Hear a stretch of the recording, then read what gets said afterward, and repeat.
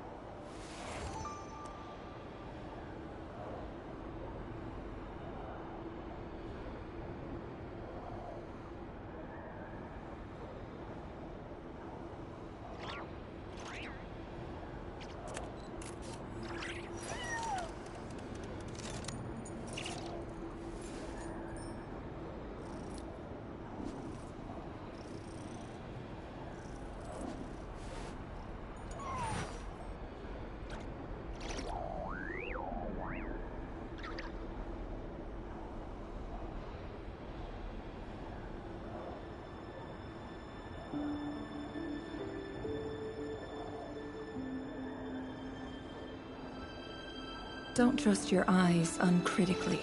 People only see what they want to, so don't be your own fool.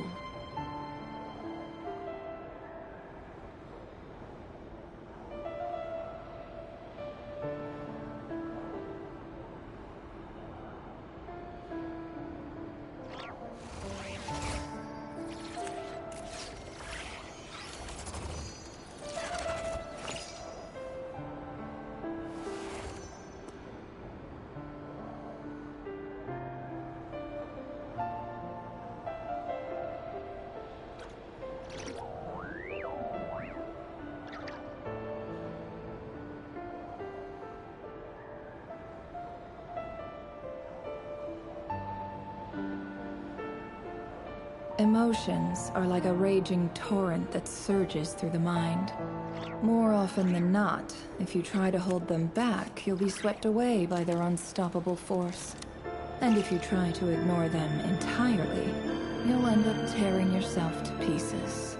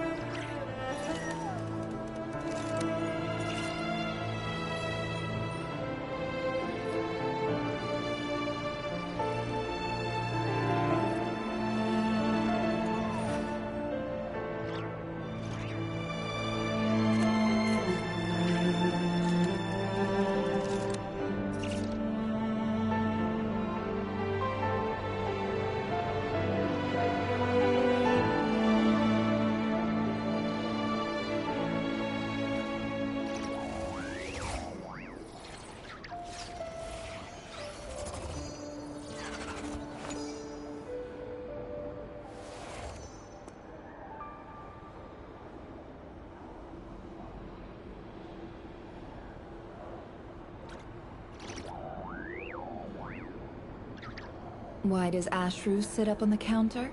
To welcome our clients, of course. A kitty's gotta earn his kibble somehow.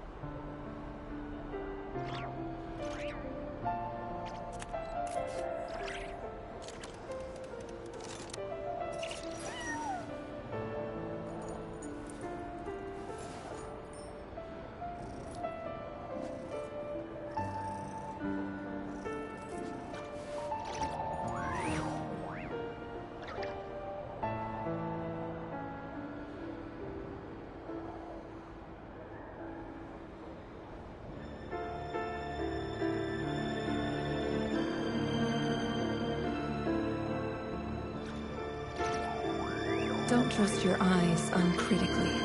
People only see what they want to, so don't be your own fool.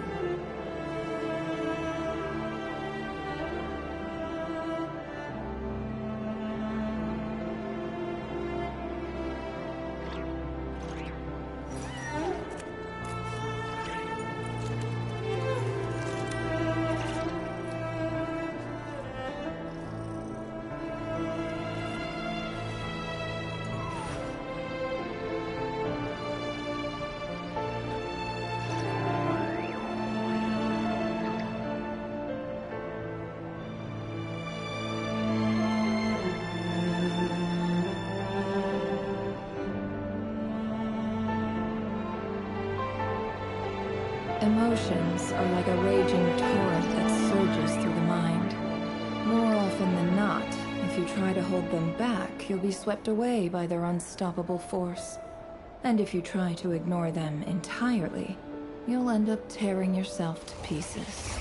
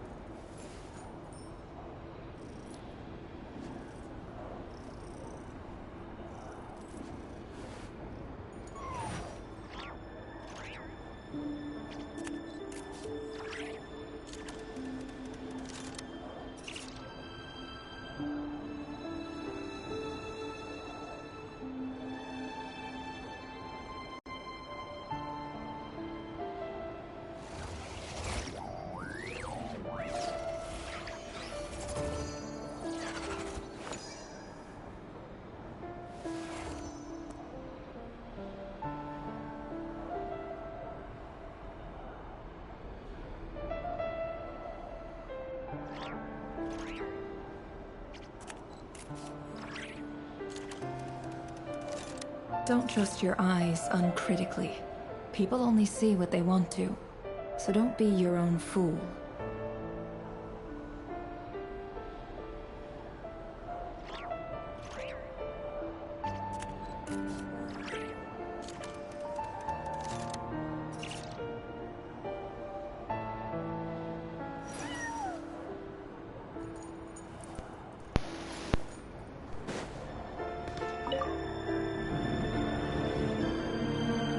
Author, Thelindis. Over the course of this week, the research object was subjected to interference for a total of 47 hours for experimental purposes. The results are as follows. All subjects of observation that were sent inside have now... The situation within is proving more problematic than anticipated. No progress whatsoever. What now? Won't you give me even a glimmer of hope? Things are getting worse by the day. I have to find a way or we'll all be in danger.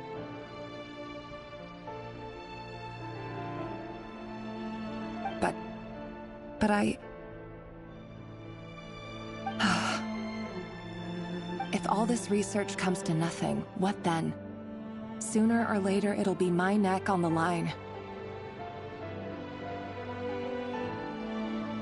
But could he really bring himself to kill me? No. Surely he wouldn't have the heart.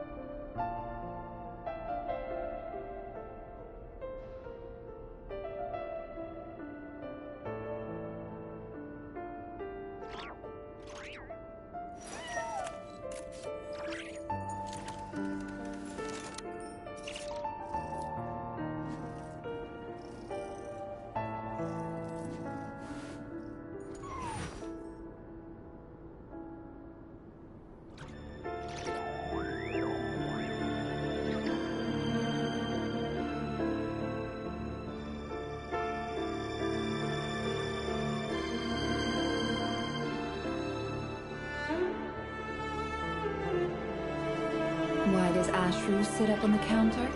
To welcome our clients, of course. A kitty's gotta earn his kibble somehow.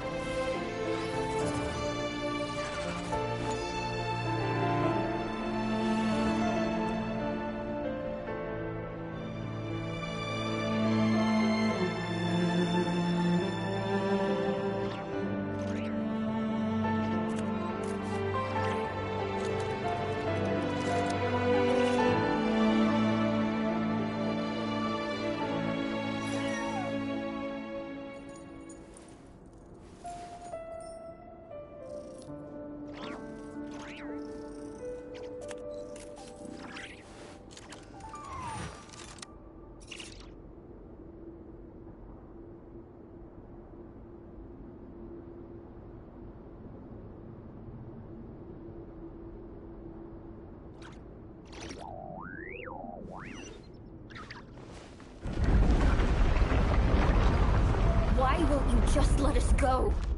We don't even know each other. All we want is to live ordinary, peaceful lives. You want to live?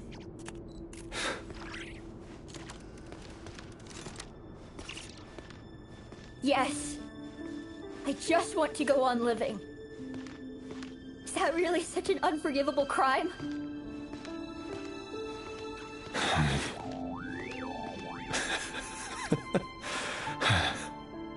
You want to go on living. I want to keep living too. To keep living forever. That's why I have no choice but to continue on the path I'm on. If only some savior would suddenly swoop down and change the way the world is. Too bad that's not going to happen.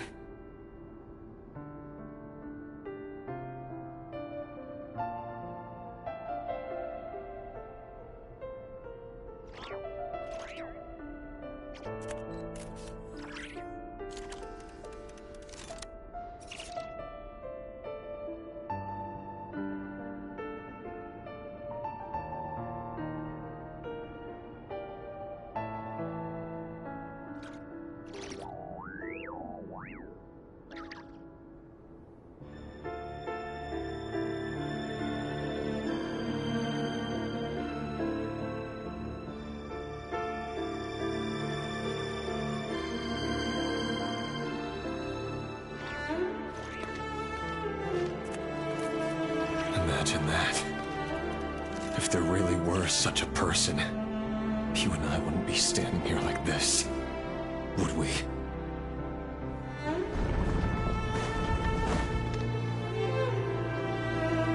Today's files are in.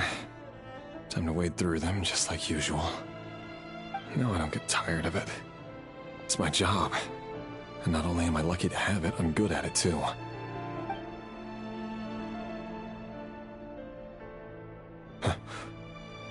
Wait. That's... Thalindis?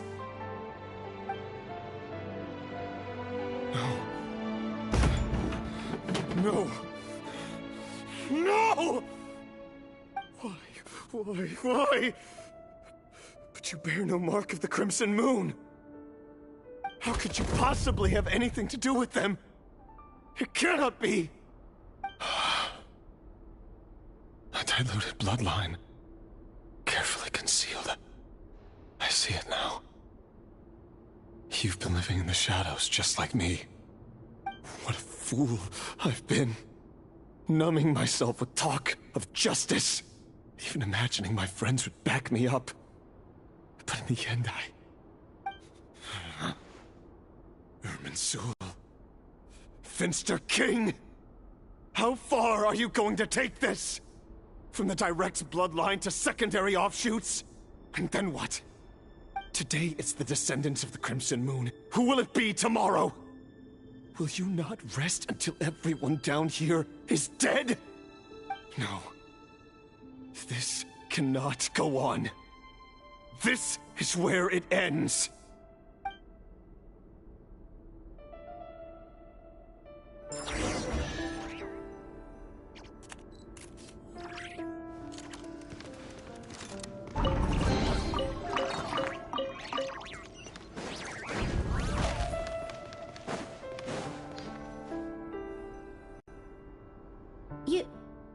You're really letting me go? I am. As long as you can guarantee that no one will find you. Don't worry, I'll be extra careful.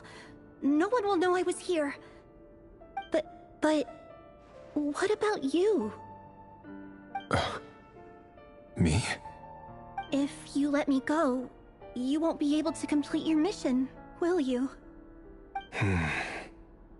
Good point. In that case, maybe you should stay. No, please! I just want to see the outside world again. To... Go on living? Yes. I know you're a man of your word. So please, just let me go. If I let you leave, What will become of me? Just kidding. Go, now. But remember, don't let anyone know you were caught. We'll be seeing each other again very soon if you do.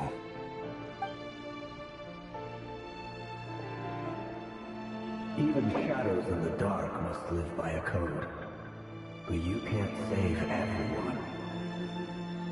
You've been whispering in my ear for days now, Vedifilnir. What are you trying to do? Break me down? I only say this because you long for an answer to your problems. Let her go, Rerir, or you risk losing everything. I will not abandon Thelindis. Then you'll need a little more vigilance and a lot more power. The world is changing, Rerir. Keep your eyes peeled for your moment of opportunity. That voice used to be so unclear. But now I know exactly whose it is. It's Vedifilnir. He won't tell me how to actually resolve any of this, but he keeps trying to manipulate me like a puppet. What's his game here? Tell me then. What will this moment of opportunity look like? And no answer. He's like a ghost. Always disturbing me when I'm on edge, but never answering when I need him most. So, the Eclipse Dynasty was purging, well, massacring the descendants of the Crimson Moon. And it seems like it was all connected to the Vinster King's research. The King's obsession with abyssal power left the future of Khaenri'ah hanging in the balance. No wonder every aspect of Rerir's life was so unstable. And it looks like this Thelindis, Rerir's would-be fiancée, herself belonged to a sub-branch of the Crimson Moon Dynasty's descendants. It almost defies belief that a couple like them could hide the truth from each other for so long. If the Vinster King hadn't intervened in such a drastic way, they might have gone on deceiving each other for the rest of their lives. And why does Vedifilnir, Daneslif's older brother, keep talking in Rerir's head? This guy kept more secrets than I ever imagined. The human mind is like a vast desert of shifting sands. When you follow the flow of someone's memories, you only ever see the parts they're willing to let surface. Time for something a bit more creative. We've been inside Rerir's mind this whole time, building up a picture of his psyche. There's already enough clues on the board to start reading between the lines and mapping out the rest. Now, we can finally begin to put the pieces together. Sure, it'll only be a reconstruction, part simulation, part reasoning, but it's usually pretty accurate. Once we've built up a cognitive profile, we just need to cross-check the logic behind his actions. And then we'll be able to take a sneak peek at whatever it is that Rerir has really been hiding.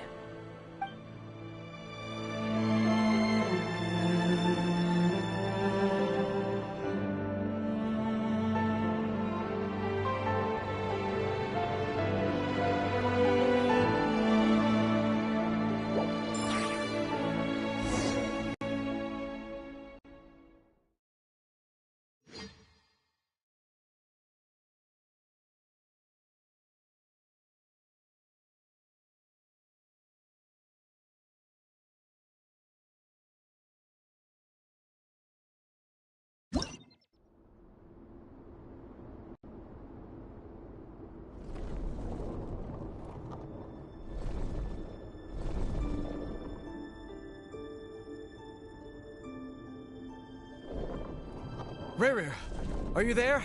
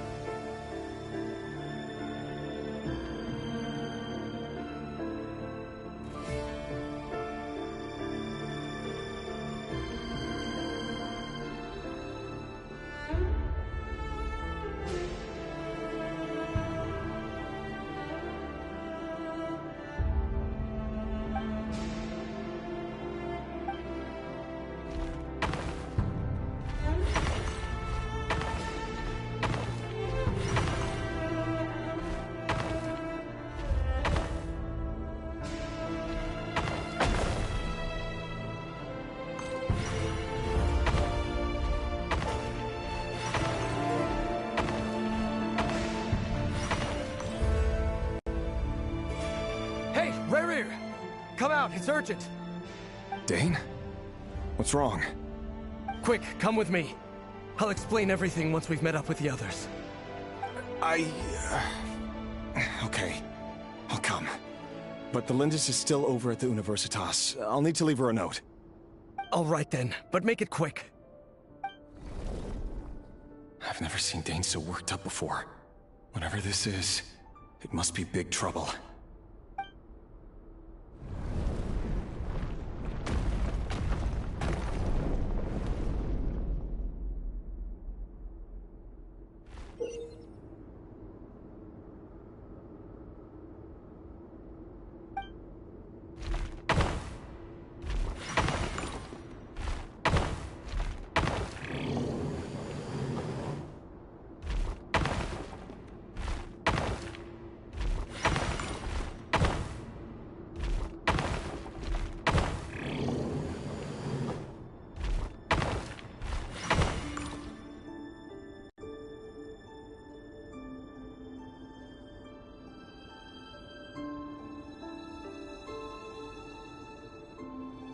Well, this is a nice change, meeting you all at this hour. When men and women of ambition can speak face to face in broad daylight, I say that's a big step forward for our dear Conria. Don't be ridiculous. We do not fear the day. Why would we seek refuge in the night? You might ask your blade that same question. I'm told it prefers the cover of darkness.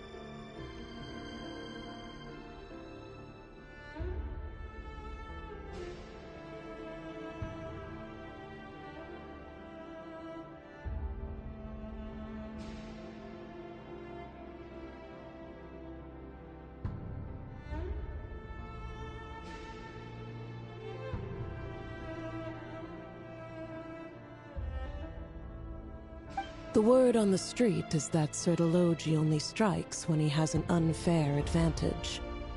But that is patently false. I see you're missing an arm and a leg. Surely only a fair fight could explain that.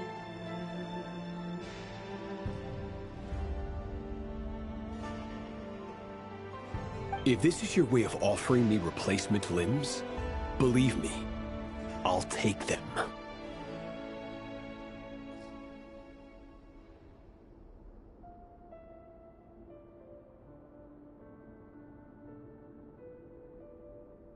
Oh, we can certainly discuss that. With bioalchemy, anything is possible. Assuming I have your full support in my research.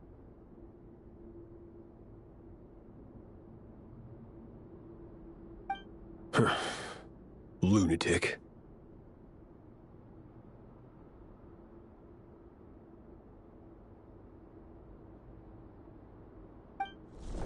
Robdatir, what brings you here?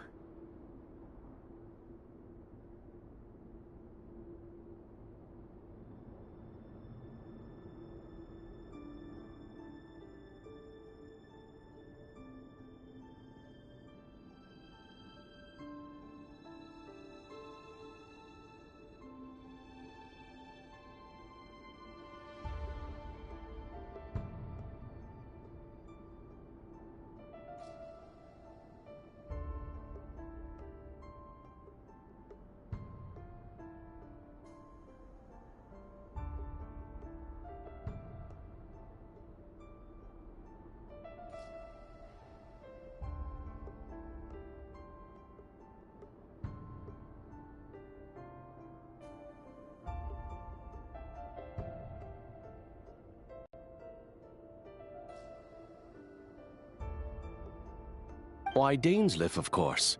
He invited me. Please, cast aside your apprehensions, Miss Rhindaughter. Whatever the rumors may say, I am but a humble servant of the king, and I can assure you he affords me no greater convenience than he does you.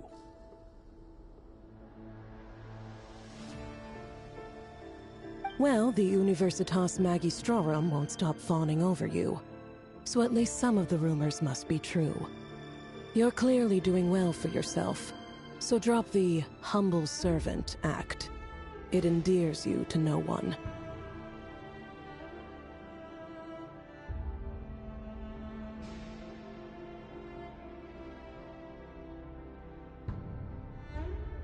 You're president of the Universitas Magistrorum, the chief royal mage known as the Wise by royal appointment, and by far the most favored among the 4 pillars of Conria.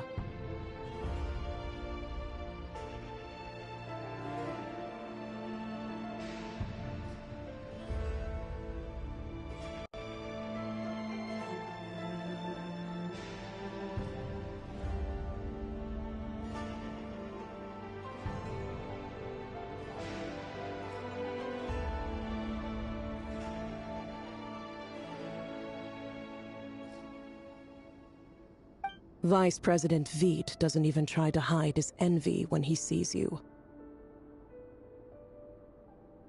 My success is the product of hard work and good luck. It's as simple as that.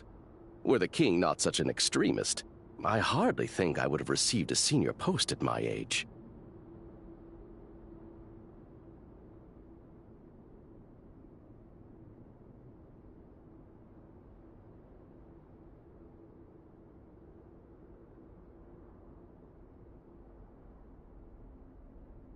Of course, no job is without its gripes.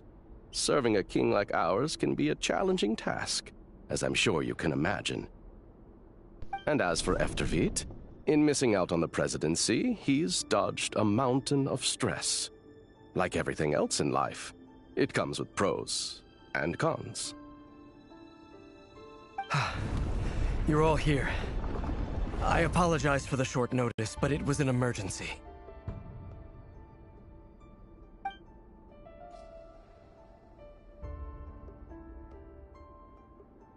You must be Rerir.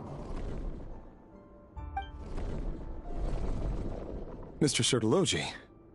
Yes, I handled your case file during your sentencing. Nothing personal, of course.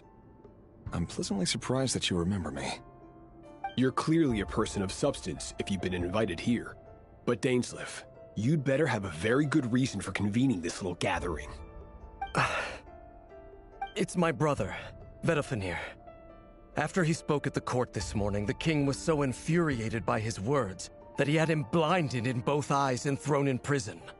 Vedafenir in prison? Strange.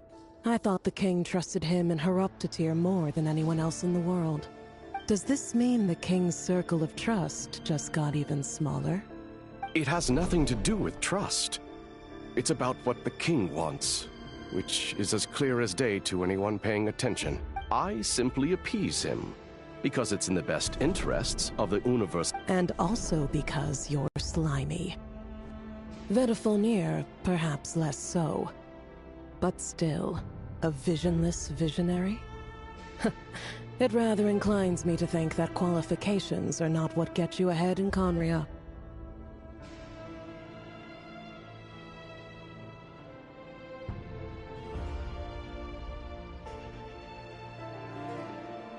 Do you honestly think this is an important discussion to be having right now?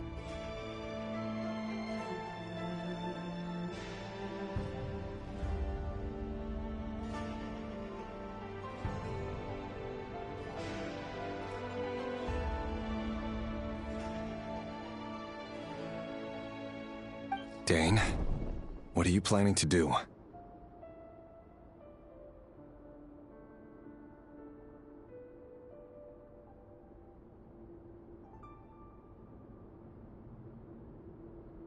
Rescue Vedafenir, I assume. Correct. It will mean storming the palace by force. Tonight. I need all of you on my side. That's far too dangerous.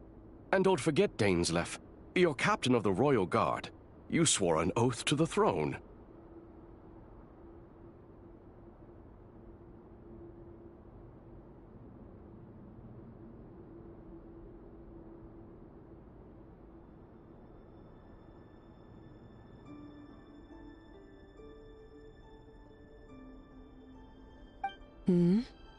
You've been planning this for a while, haven't you? I have no desire to commit treason. But whatever critique the king may have of Vedifenir, disfiguring your most loyal subject for putting the best interests of his court and nation first, this is not the conduct of a wise ruler.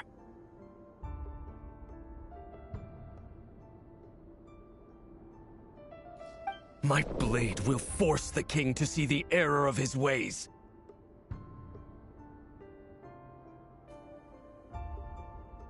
So, Vedifenir's prophecy enraged the king.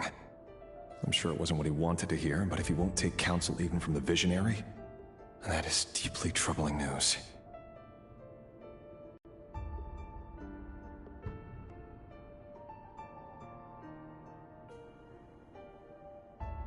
The extent of His Majesty's madness is now all too clear.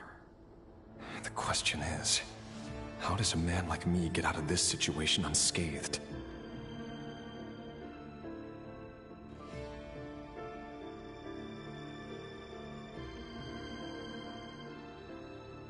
You have noble ambitions, Dane. But I'm afraid they don't do much for a guy like me. I'm not interested in saving the world. All I want is a letter of pardon.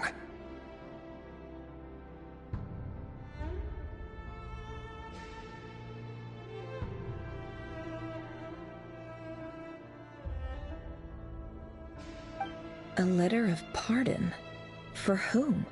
Thelindis? The chances of the Vinster King issuing a pardon for anyone connected to the Crimson Moon seem vanishingly slim.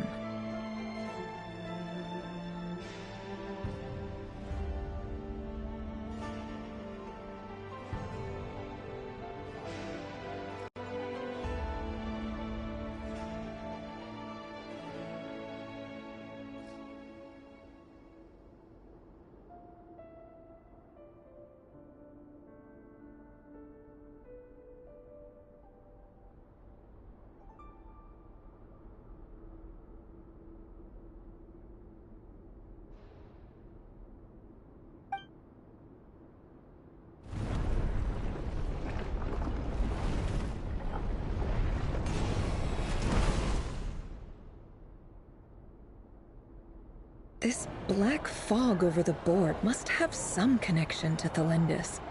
But why is it taking this form? Does it have something to do with Rerir's past?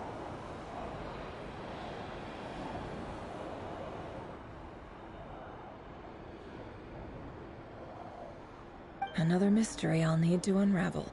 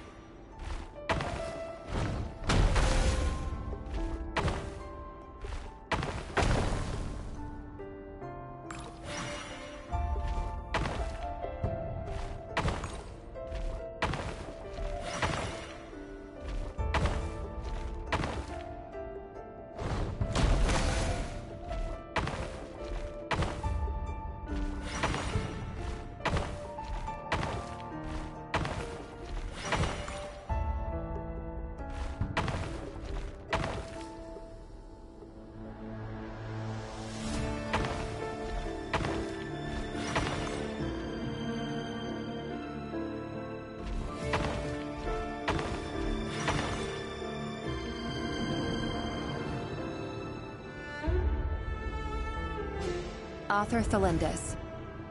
Over the course of this week, The research object was subjected to interference for a total of 60 hours for experimental purposes.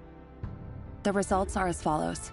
Research dating back to the Crimson Moon Dynasty has established 2 points regarding moon marrow. Firstly, its origins have something to do with a god's power. Secondly, it serves as a portal to an as-yet indeterminate location. Moon marrow can thus be defined as a spatial gateway. However, there are a number of hurdles to overcome before we can answer the question of where it leads to. To start with, opening the gateway requires a specific power source, which the relevant literature indicates. An enormous amount of power is then required to keep the gate open. Currently, the total power output of our instruments remains in the single digits.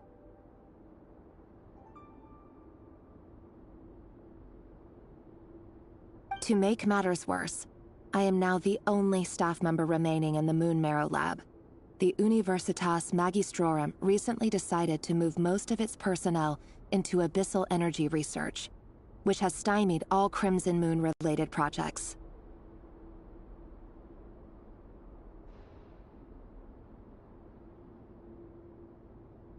This is not a wise move.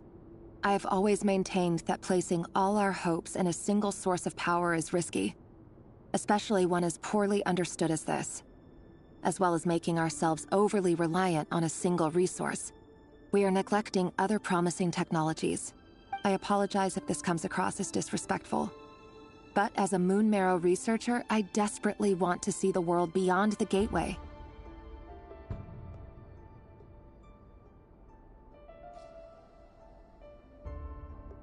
If we really made it there one day, what would we find? And how would we go about taming the unknown? My imagination is endlessly fueled by questions such as these.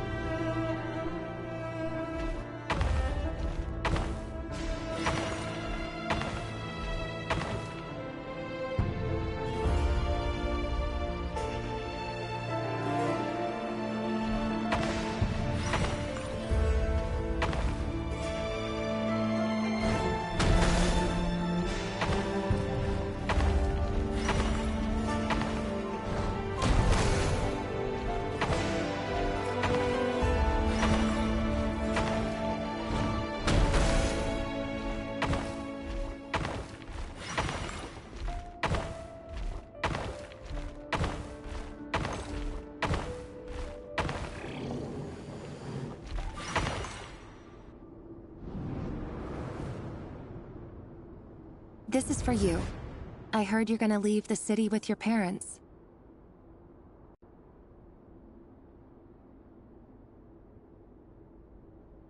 Felindis, did you hear about what happened?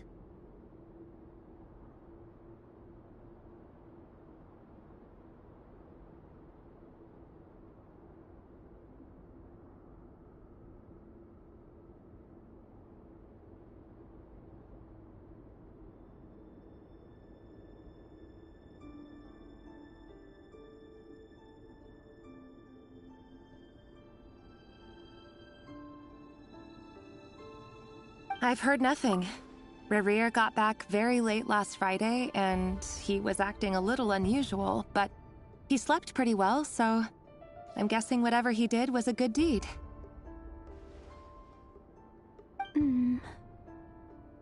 You never saw him, and I don't know what he did. And this conversation never happened. You understand? What if he finds out that you pried into his secrets? Don't be silly. I don't know what secrets he does or doesn't have. All I know is he's just a normal guy who happens to run some errands for the king. Are you scared of him? I don't know. The Rerir I know doesn't match the person you all describe. Logically, I should be scared of him. And yet, I don't want to lose him. But enough about that. You should get going, and be careful with the package I gave you. Keep it secret. Keep it safe. What's in it? A piece of the moon. All you need to know is that as long as you keep it safe, then in the future, everyone will be able to see a red moon. A red moon? You mean our moon? That's right. Our moon. Promise me you'll look after it. I promise, Thelindis. The Crimson Moon bloodline will never die out. Its light, the color of blood, will become like a fire that flows in our veins, no matter how long it takes.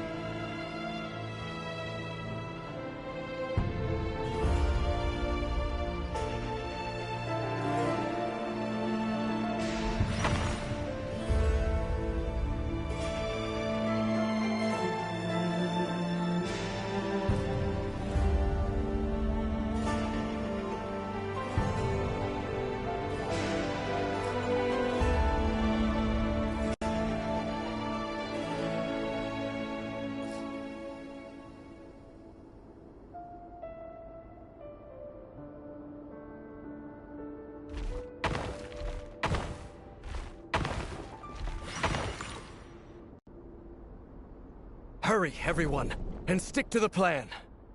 Sir Dainsleif, what are you? Is this treason? You know what happens to those who betray the throne. Please, don't do this! It is the king himself who has betrayed the throne. He has betrayed all of Conria. If you have any love left for justice in your heart, you should join me. It's showtime. Dane and his group will handle the troops in the palace. Then Hraptatir and Rheindater will disarm the security measures. My job is to enter the prison and rescue Vedifalnir. Stay safe. Wish me luck. Look after my brother. Draw your blade. It is time for justice to prevail.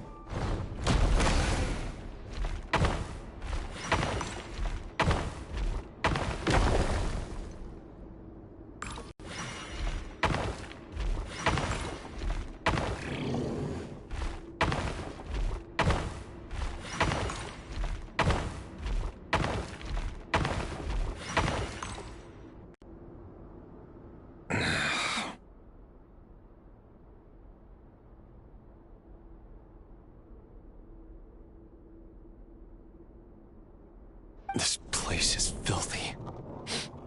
And the smell is abominable.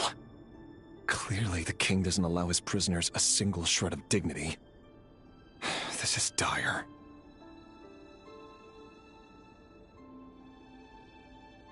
Found you. Hello, Mr. Vedifalnir. Ah, it's you. Surprised? Oh, wait. I guess surprise isn't an emotion that prophets feel very often.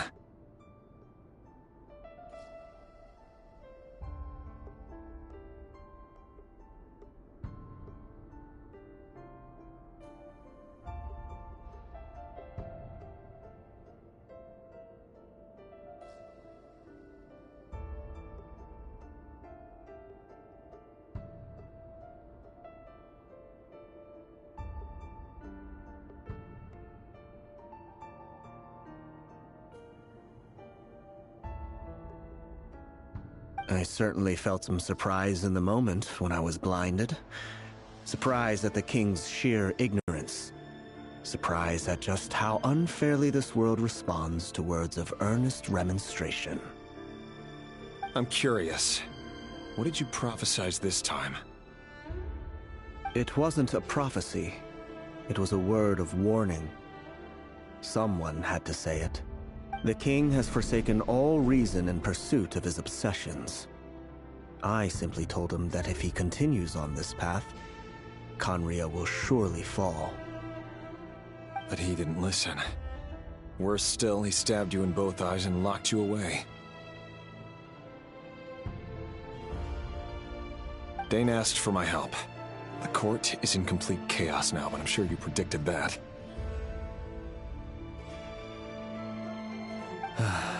Everything is transpiring as I foresaw, yet I am powerless to change it. Fate is an immutable force. I can but lament as the inevitable unfolds. I do wonder whether giving a man the power to see the future does nothing more for him than slowly crush his spirit. Forgive my curtness, Vedifulnir, but the king did not suddenly turn on you today. His suspicions have been brewing for a long time. You can't have wisdom beyond the reach of your fellow man without attracting his fear and suspicion. There are things the king does not want to see. So, he doesn't want you having visions of them either. He blinded you because he thought this would make the visions stop. He wasn't entirely wrong. I did indeed lose my power to see the future. Right up until... Until what? Just now. I believe I saw something new. Well, tonight could go a lot of different ways. 5 of us banded together to storm the palace, also we could rescue you. This will go down as the most tumultuous day in Khaenri'ah history. I sense hatred in you, but also hope. A desperate hope that with the tyrant deposed, that will be the end of the story.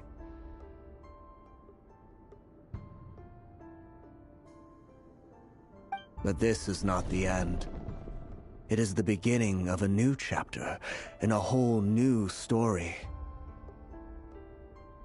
There are many men of honor and courage in this world, Rerir. But you are not one of them. You're not here for justice, are you? You're here for yourself.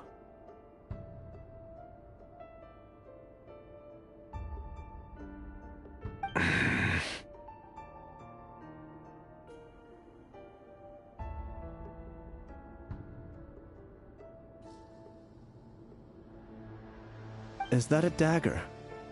Interesting. Why not the polearm? It was always your weapon of choice.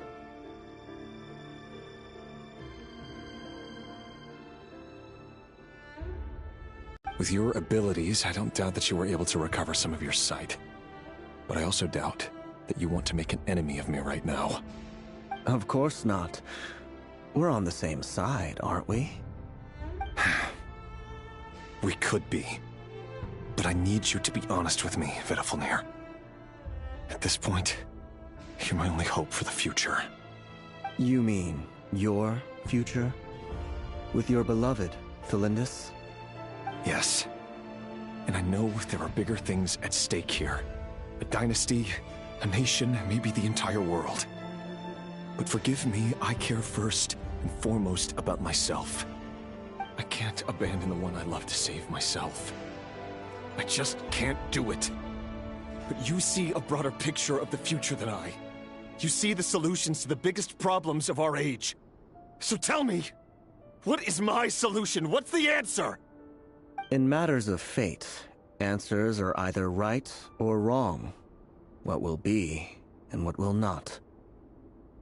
Maybe you are willing to pay a certain price in the pursuit of happiness, but unfortunately, fate does not negotiate.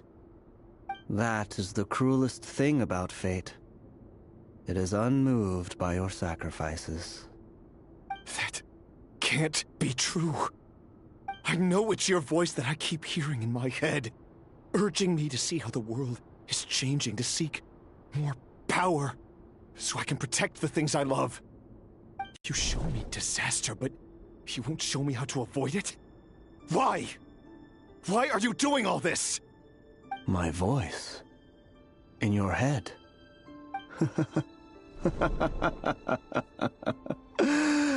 So, you hear it too. The voice that steals your mind, gains your trust, and drives you crazy. It turns out that we are not so different, you and I. Vedifalnir just broke into the strangest smile I've ever seen in my life.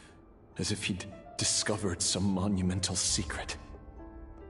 But then he suddenly switched to looking extremely weary. Very well then. My advice to you is as follows. You must persevere. Whatever trials and tribulations you may face, be steadfast in the belief that they are your path to the future.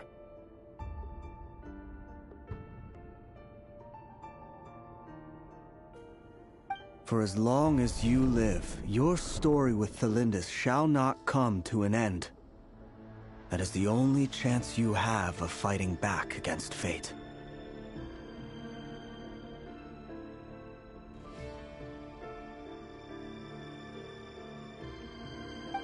It is up to you whether you believe my words.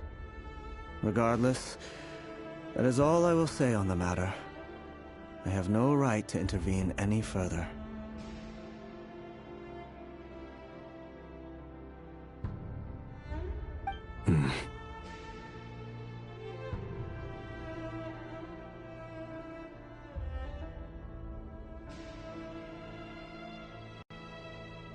I will hold you to your word.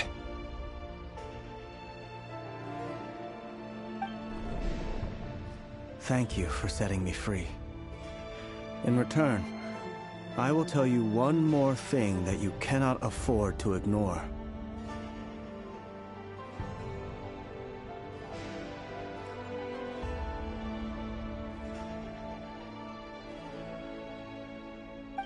Just then, a strange wave of energy rippled through the city.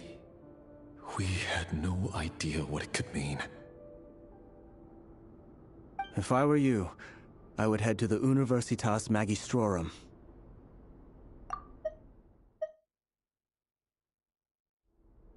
The Universitas? Oh no!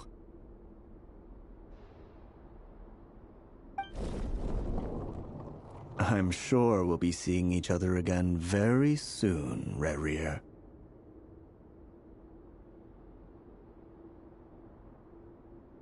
Whatever Vedifalnir said, I didn't catch it. I didn't even help him out of the prison.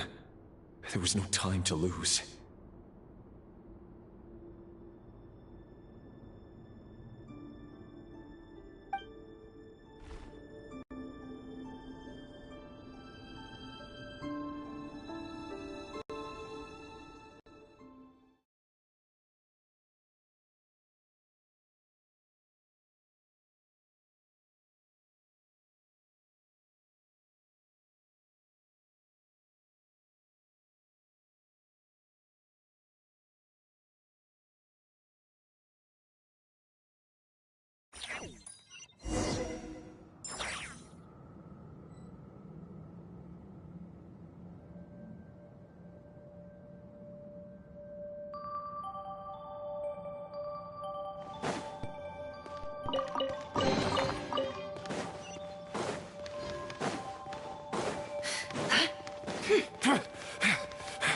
Monsters?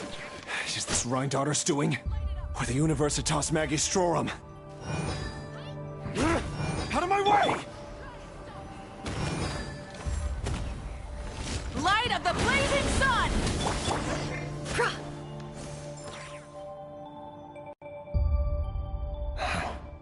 The Universitas. That reminds me of a rumor I once heard.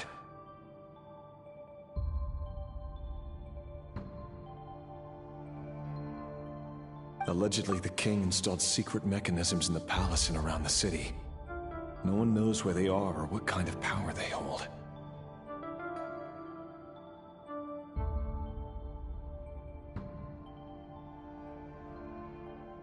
But if they were ever going to activate, it would probably be on a night like tonight. Help! Help! Hold on! Don't let them anywhere near you! Save me! I can't! Ah! That sounded like an explosion. So, the rumor is true? The king really went through with it? What other means does the king have at his disposal? They must run on power from the Abyss. And given it's a major center of Abyss research, anyone over at the Universitas will be in grave danger. I have to hurry!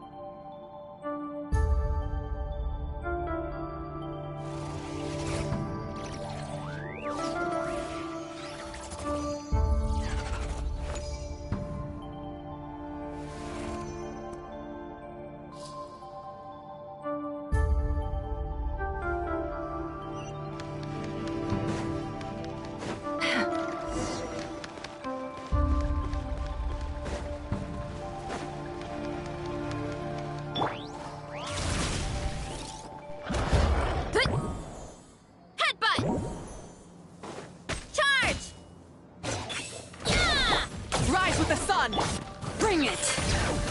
Let the mountain's veins boil! No more lies. It all adds up.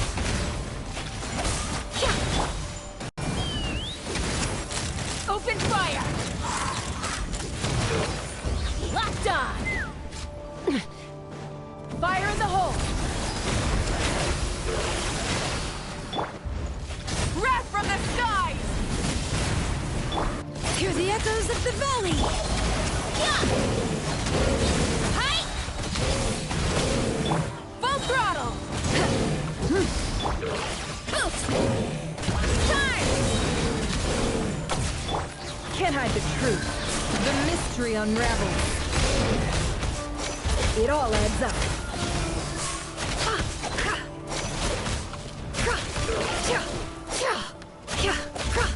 No more lies. Burn it down! Light of the blazing sun! Headbutt! Yeah! Volcano kerblast! Yeah! The deception ends here. Can't hide the truth. No more lies. Take me up! Bullseye! Bullseye!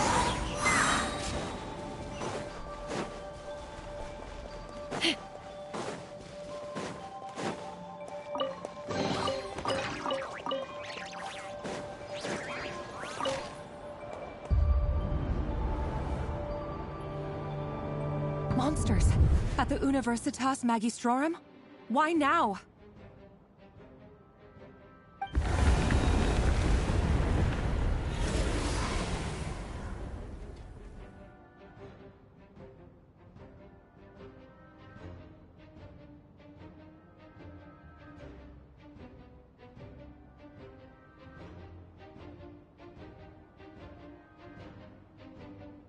Oh no! They're coming!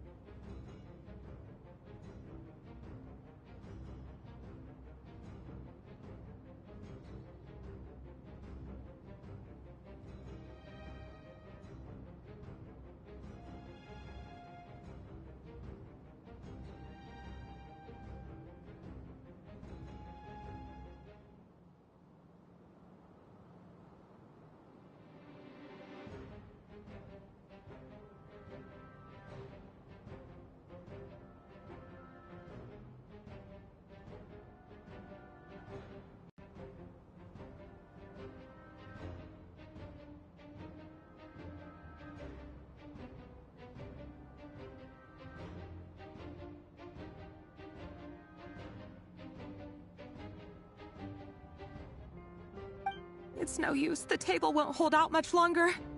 The weapons. Where are the weapons? Of course. All the lab equipment was upgraded after the inspection last week, but the new weapons haven't been allocated yet.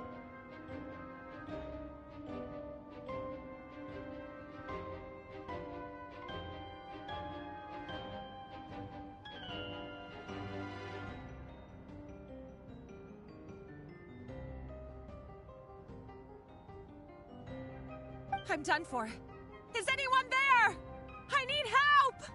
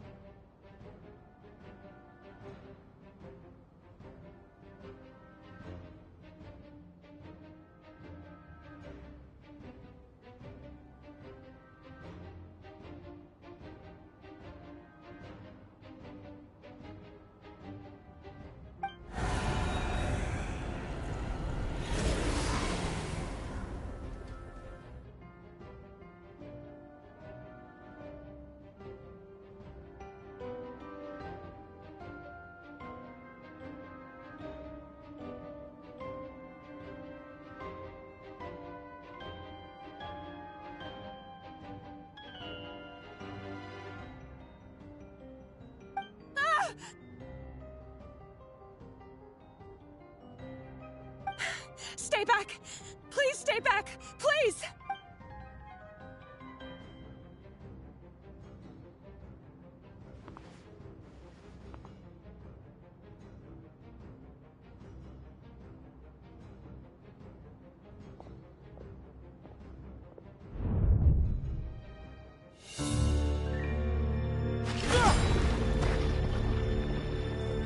What's that? Rear. So the rumors about your work are true. What? No! Listen, something happened at the palace tonight. We have to leave! You don't need to lie to me anymore. What do you mean? I know why you're worried, and I will respect the decision you've made. But it's okay, because I found a solution. I know how to end all this. You can have it back. The normal life you so desire. But until then, I'm afraid our wedding will have to wait. Celindus? No, don't do it! Celindus! Celindus!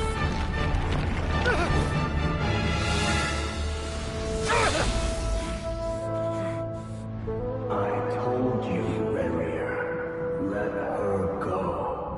You will find someone better. No! No, I won't do it! I have to save her! By what means exactly? A lonely pawn. You lack the power and the strength of will. Do you know a way? Tell me! Come to the palace. Join us.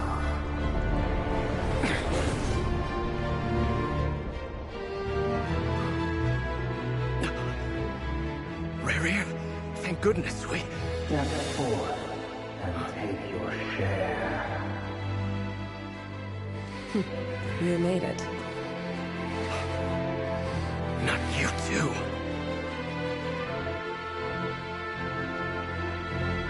Hatred or grief, despair, desire. We all have our own.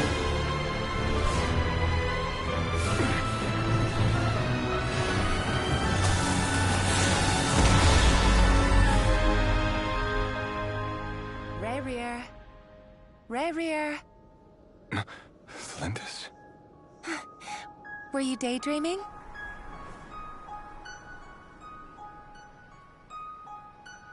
You still remember, Rerir? That question you asked me a couple of weeks ago? Oh. You mean the proposal? Yeah. I'm wondering, where do you think would be a good place to discuss it? Maybe in the garden? Or were you thinking a fancy restaurant? It's your choice.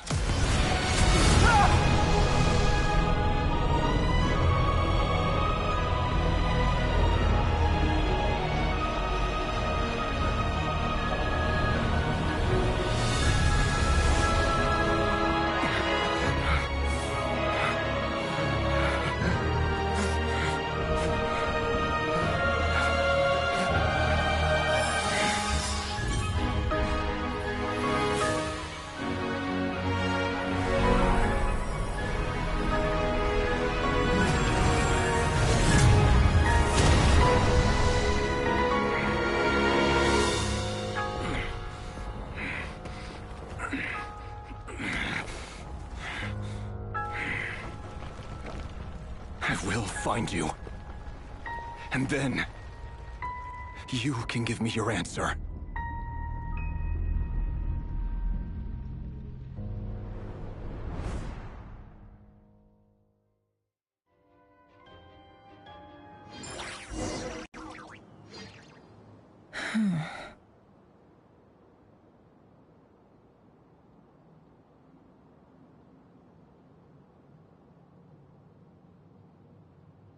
So that's how the Raker of Solnari was born.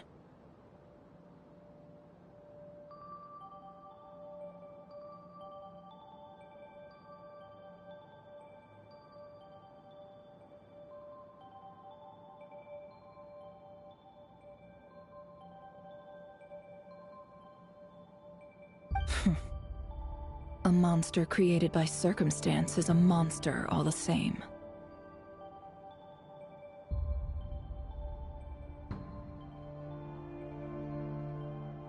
Viewing other people's thoughts for too long can get uncomfortable.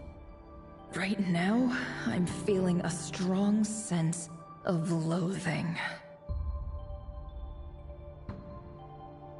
In a nutshell, the story of Conria is what happens when the truth falls by the wayside. Everyone tells little white lies, and before long, you have a huge pack of lies that destroys everything. Phew. Time to get back. His past is filled with sorrow, but the tale of any fallen civilization is one of endless tragedy. Cruel as it may be, that was Conria's fate.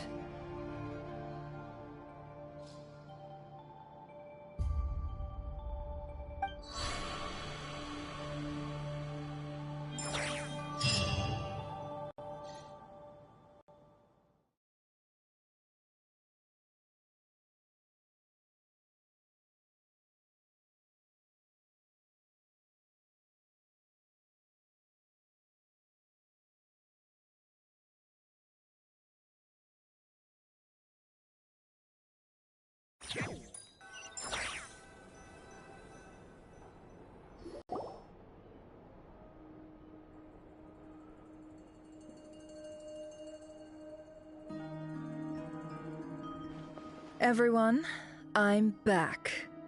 Can I get a standing ovation?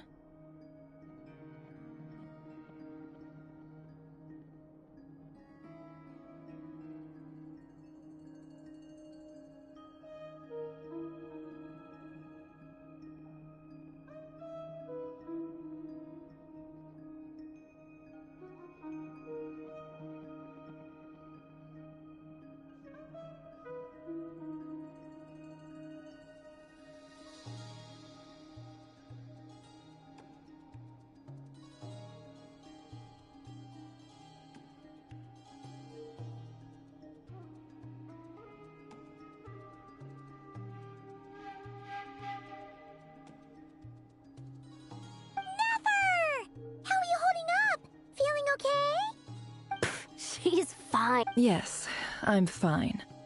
You will have seen the events of Rerir's life through my thoughts. It's now clear that he is just a regular nobody, driven by personal tragedy, as he said himself.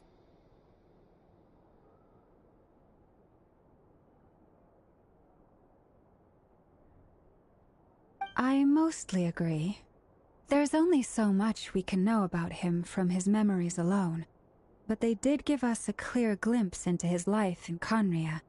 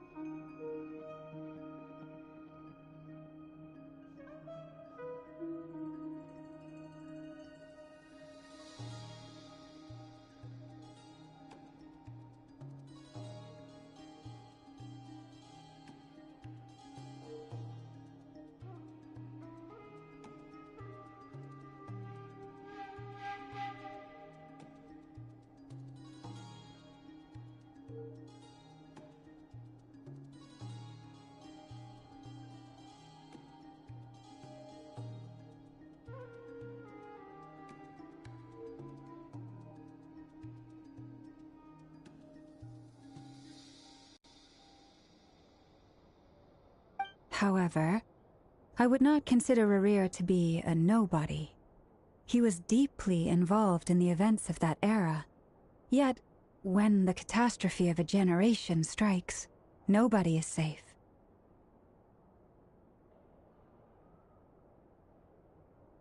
Sounds to me like you're speaking in riddles again. Is this you urging me not to abandon the people of Nodcry in their hour of need?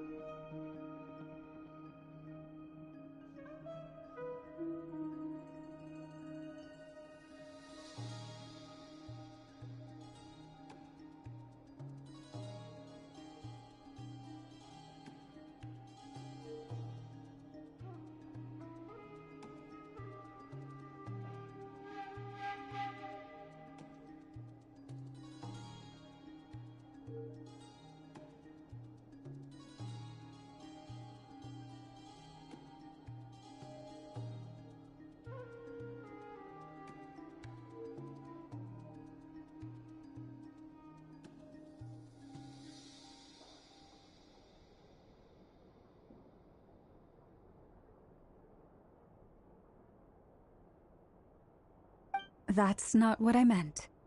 Although I do hope you choose to remain a part of the plan. Without you, the mission ahead will be all but impossible. Then try to remember that I respond better to the carrot than the stick. And I don't appreciate being bossed around. Now, as for you, Missy, you were excellent. You stuck to the rules of the ceremony and kept your mouth shut the entire time. Bravo. Cool! So, can you fill me in on the deets now? Most of what I saw... Patience. You'll hear the whole story, don't you worry. But let's meet up with the others first. It will save me narrating it twice. Yehoda? Yes, boss! Let me get that door for ya.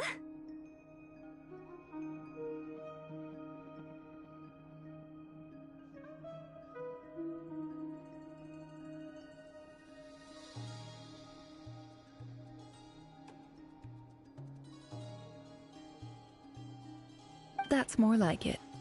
For a moment there, I was worried you'd forgotten about the first clause of your employment contract.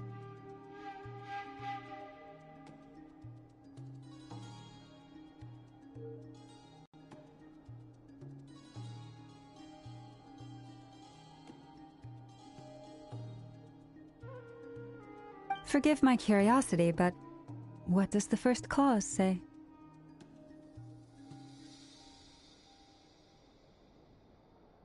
It says I gotta do the annoying stuff that boss is too lazy to do for herself. Like opening the door, pouring the tea, yada yada.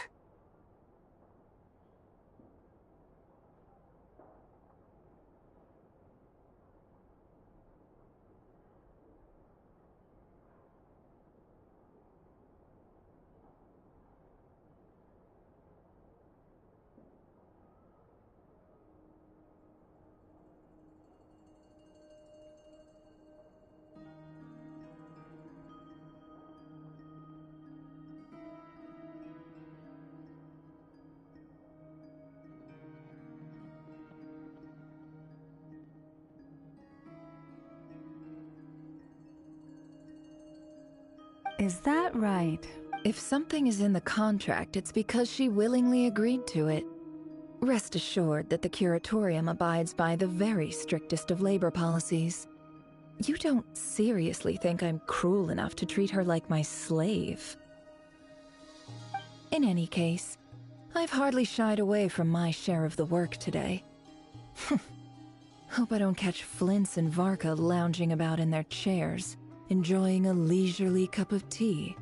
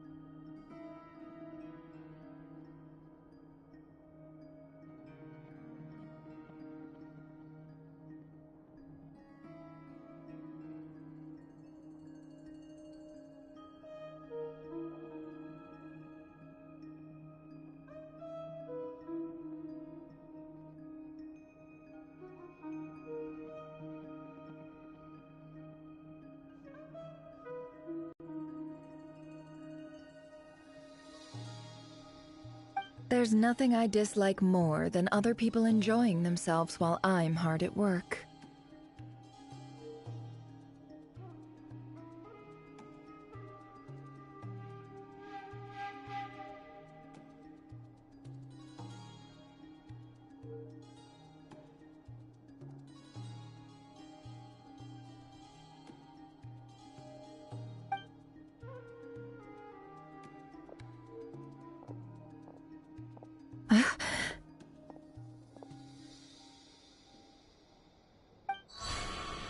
Oh no.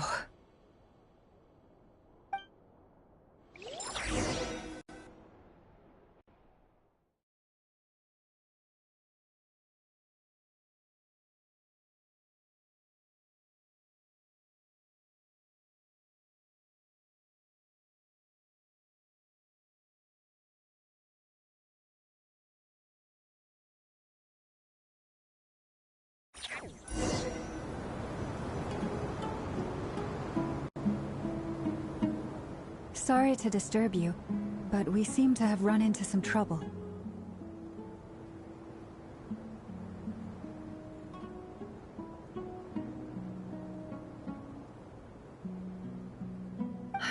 Evidently so. Don't worry, I'm not about to leave you to fend for yourselves. I'm not that kind of boss. And it would go against the Curatorium's labor policy. I'm sorry?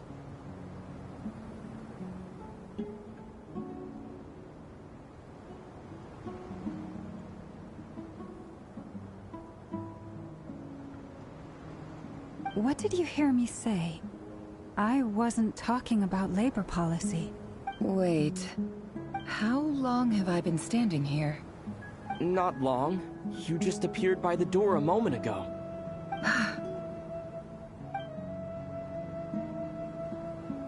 Boss, what's wrong? You look like you've seen a ghost.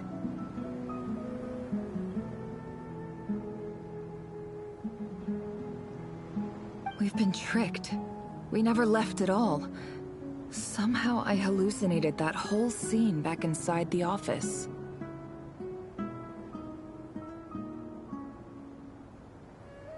Hallucinated? But how?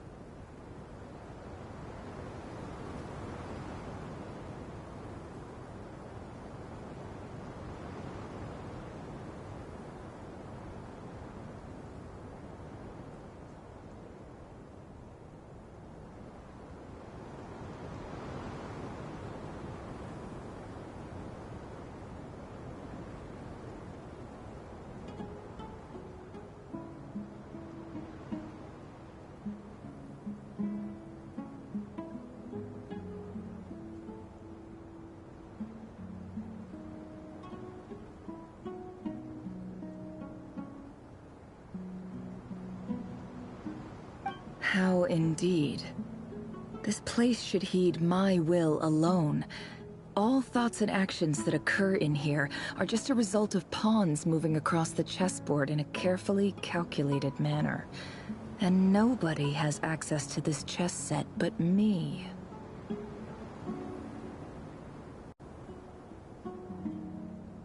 So you control everything in here? More or less. But yes, it's a special technique of mine.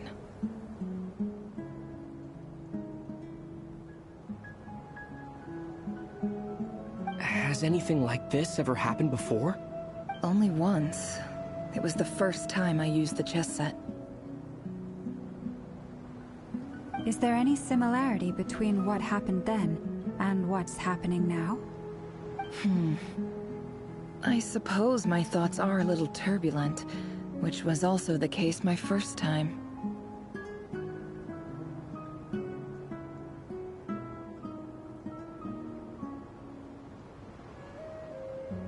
Is there anything I can do to help?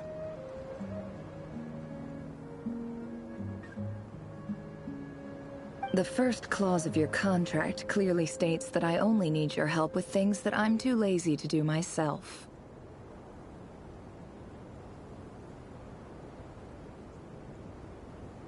Meaning, you're not feeling lazy right now?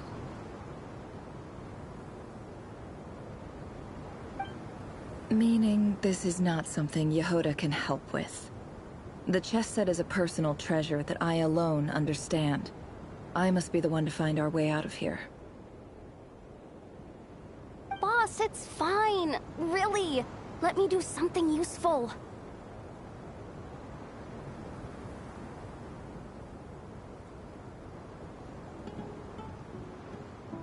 Oh, listen to you. Whatever would I do without you, Yehoda?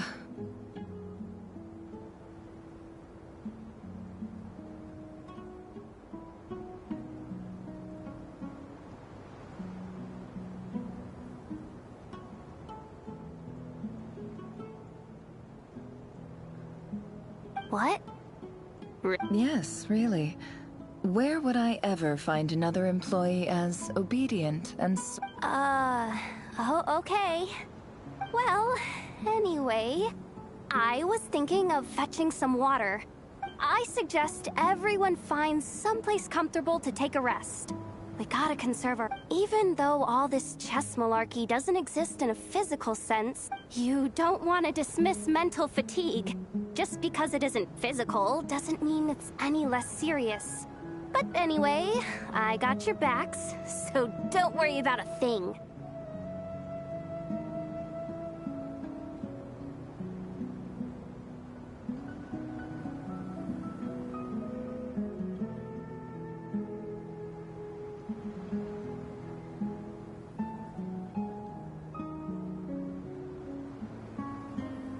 Don't I have the best employees? Jealous much? If we can find a suitable time, I'd love to borrow Yehoda for a day to help out at the Frost Moon Scions. Would you be amenable to that? Oh, Lauma. Have I ever told you just how pretty you are? Beauty runs from the tips of your antlers to the depths of your imagination.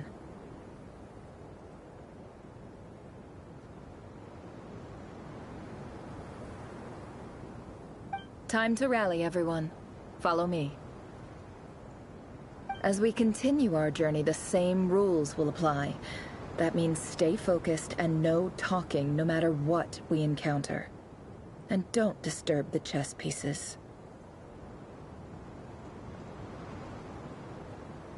You have my word that I will get us all out of here.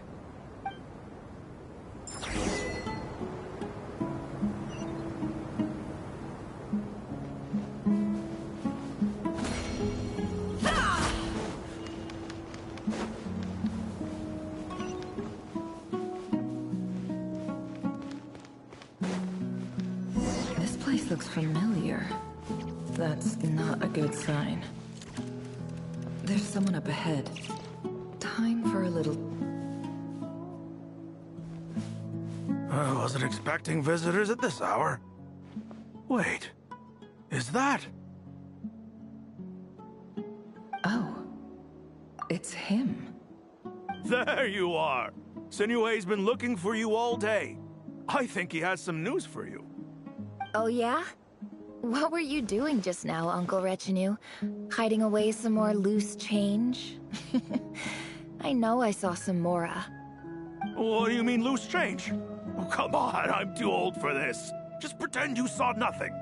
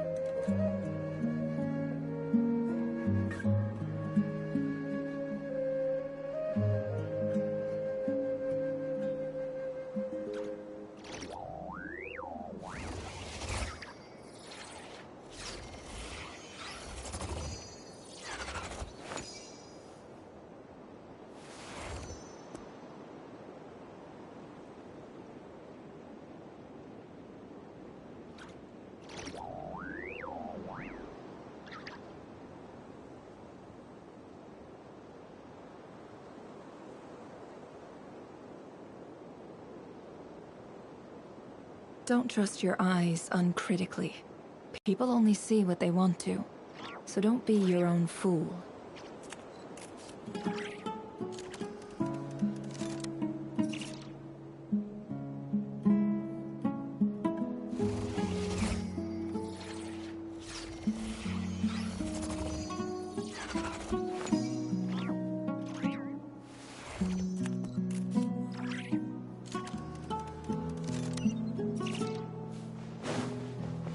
Can't hide the truth. No more lies.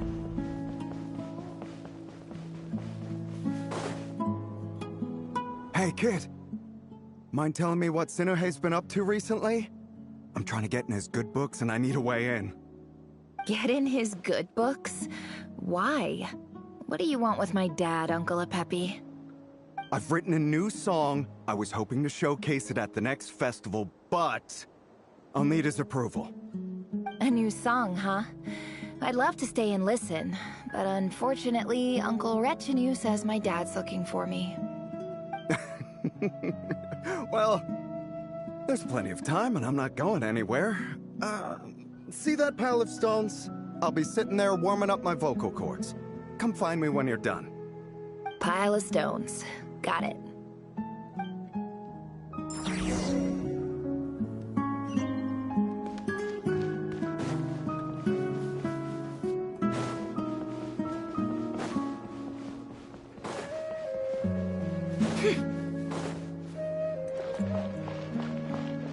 Hi, Dad. Uncle Retinue said you were looking for me. Ah, there's my little princess. If you'd gotten back just a little sooner, you could have shared the spoils of war with me. Spoils of war? Who were you fighting against, Dad? It was just a figure of speech. The aftermath of a sandstorm is no time to be waging war. I was talking about our war against thirst. I went out to fix our water supply problem, and now I'm back. Which means... We have a well again! That's right. I found a new one and brought back as much water as I could carry. It should last us for a good while. If it wasn't for these blasted sandstorms, our wells wouldn't be caving in. You wouldn't be spending all your time out searching for new water sources. As the chief of our tribe, I'm supposed to be leading us out of hardship and poverty, onto better things. You know how prosperous our ancestors were. I've told you all the stories. And look at us now. Squeezed into these hovels. No one would choose this, if it wasn't for the endless wars over the years. But things are looking up. I started working with some folks from the academia a few months back. They gave me some contacts in return for my assistance in the desert. So you're the academia's helper now? Special ambassador, they call it. Think of it as a partnership. It's nothing bad, okay? We've been isolated here in the desert for too long. Seeking opportunities elsewhere is the best thing for us, and the fastest way to progress. So, do you get anything good out of being a special ambassador? Of course. My luck's improving all the time. One day, I swear I'm gonna lead us out of this place. We'll find somewhere new. Somewhere better.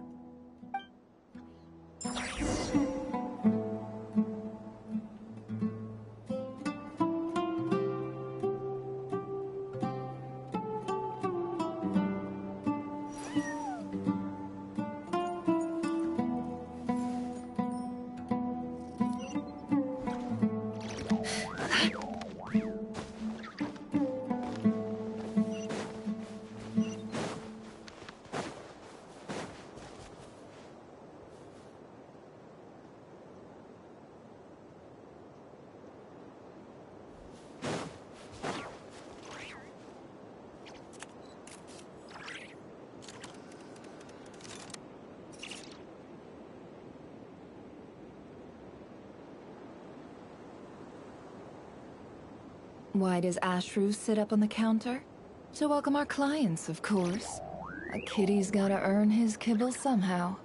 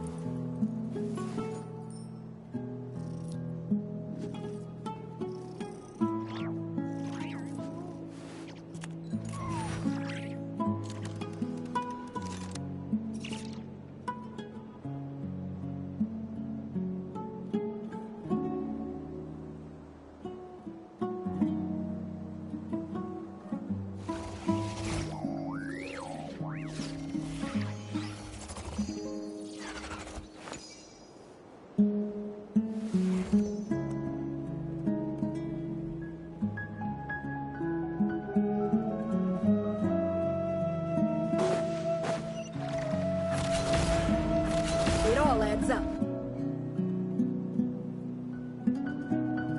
That's our well, and you know it! You stole from us! Well, you've gone from chief to thief, and now you have to face the consequences! Did you really think you could take our water without permission and get away with it? You're either brave, stupid, or both. And that special ambassador act? Yeah, nice try! We spoke to the academia. They said it was all news to them. You're a liar and a cheat!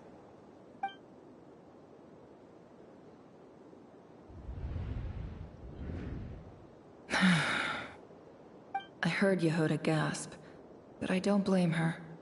Most people are terrified by the sight of blood. Corpses strewn across the ground. The wounds are clearly from scimitars and daggers. The desert dwellers' weapons of choice. There's a handwritten note on the ground. Let's see what it says. Halil, this is Sinuhe, chief of the Shimti tribe. Surely you remember me. I was the one who helped you and your colleagues avoid the quicksand in the desert. This is my second time writing to you. I assume my last letter must have gotten lost in the mail, as I didn't receive a reply. I hope this one makes it to you safely.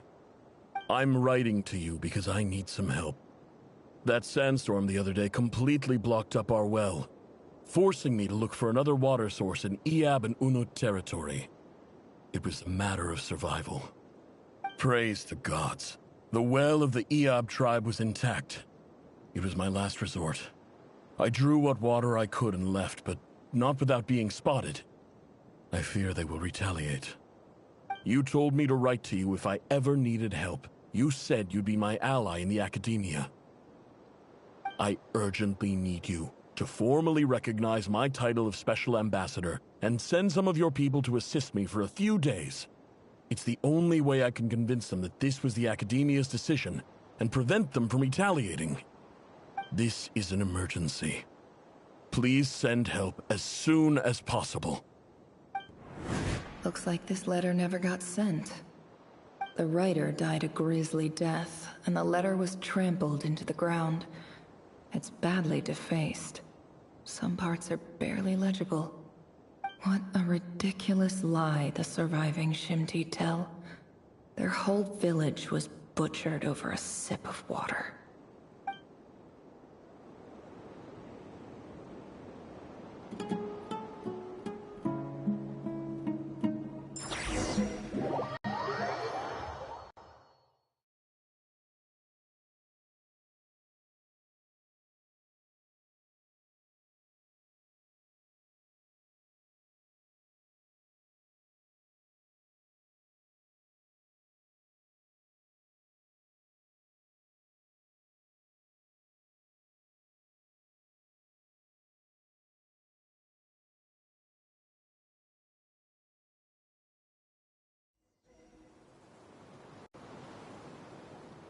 Ah, officer. Welcome. Welcome to our humble village. I thought you would at least have the courtesy to provide some respectable libations. This is the finest wine Aru village has to offer. I promise.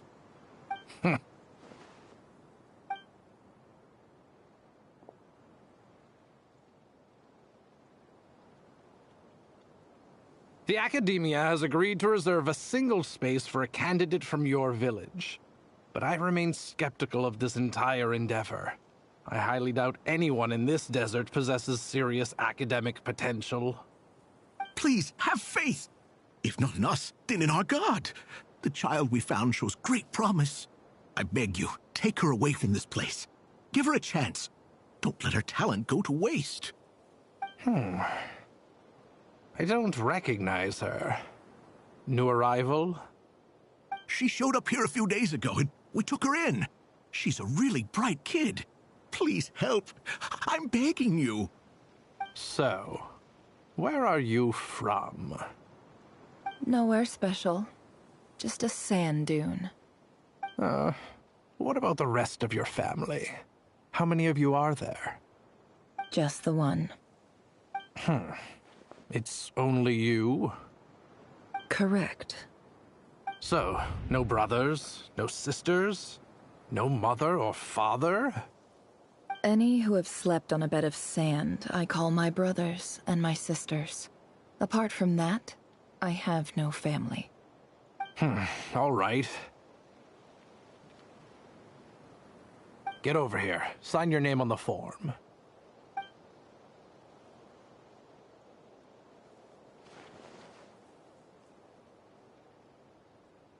Never? You're rather fair-skinned for a desert dweller.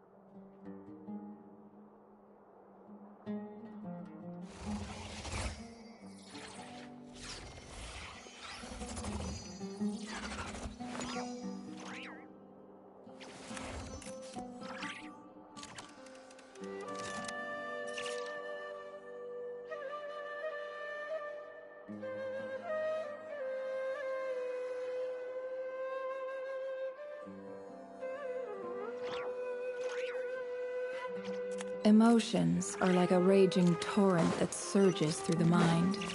More often than not, if you try to hold them back, you'll be swept away by their unstoppable force.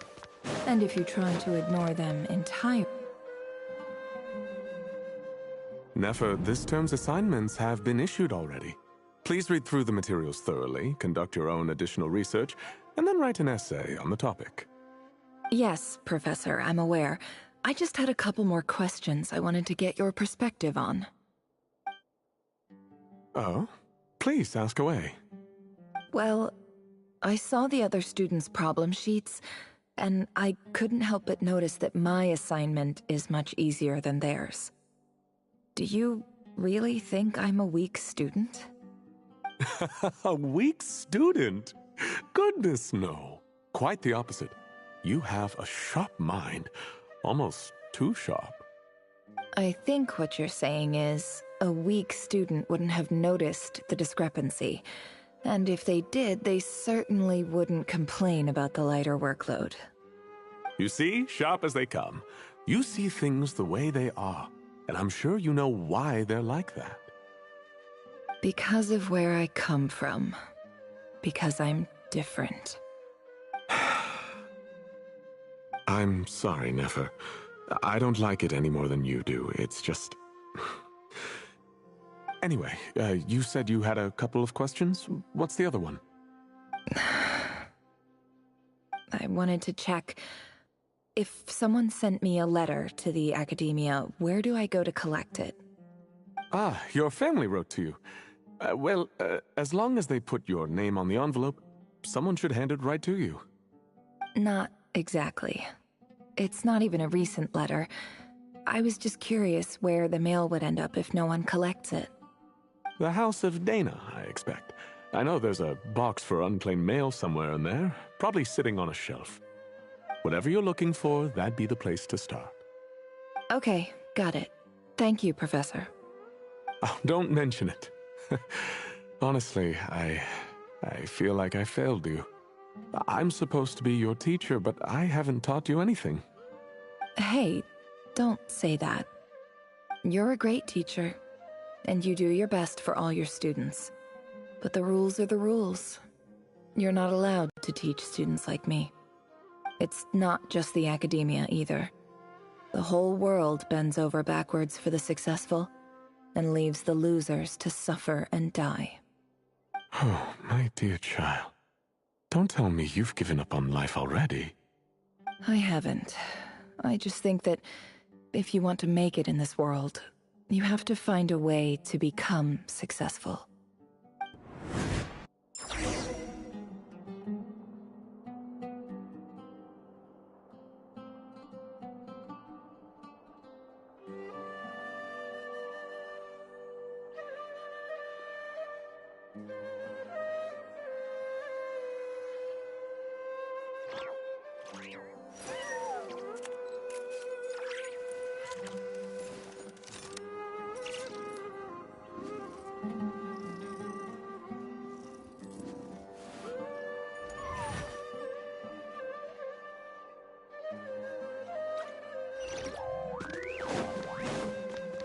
Can't hide the truth.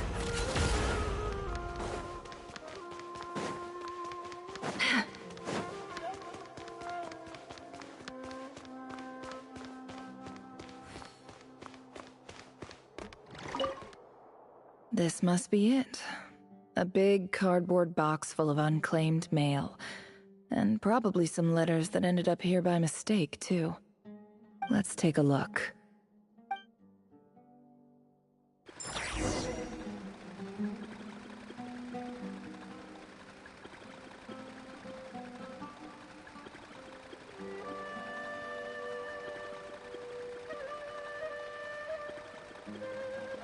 Don't trust your eyes uncritically.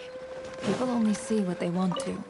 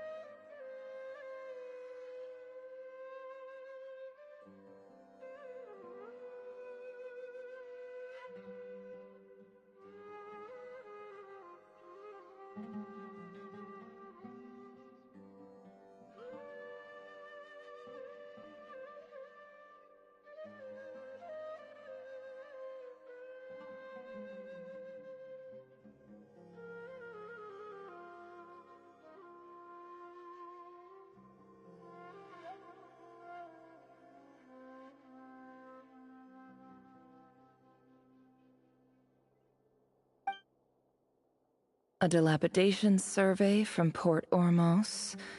Looks like it's from a Corps of 30 representative. What a strange thought. A bunch of mercs losing sleep over rundown buildings.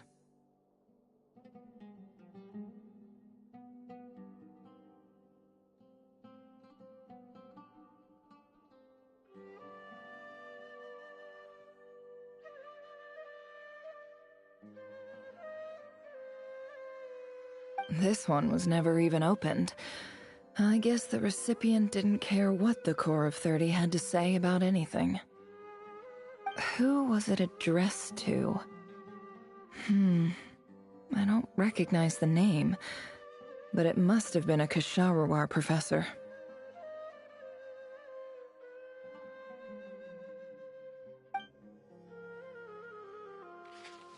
This one is addressed to the Immorta Sage.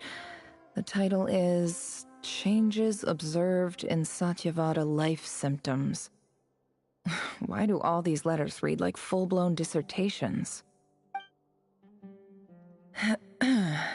Guided by the incense, we became lost somewhere in the forest. All the barriers between levels of consciousness disappeared as our minds soared around in circles, looking for a branch to seek refuge on.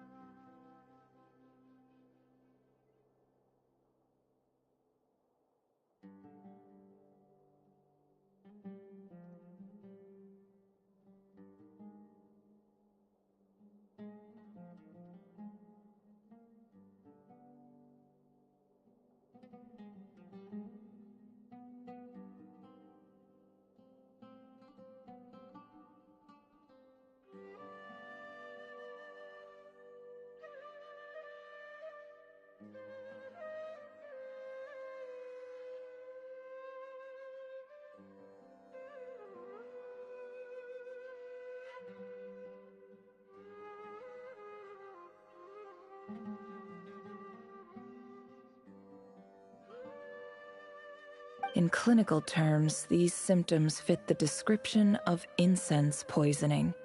The Amurta Darshan strictly prohibits the use of hallucinogenic substances, but I believe there are still people getting away with it.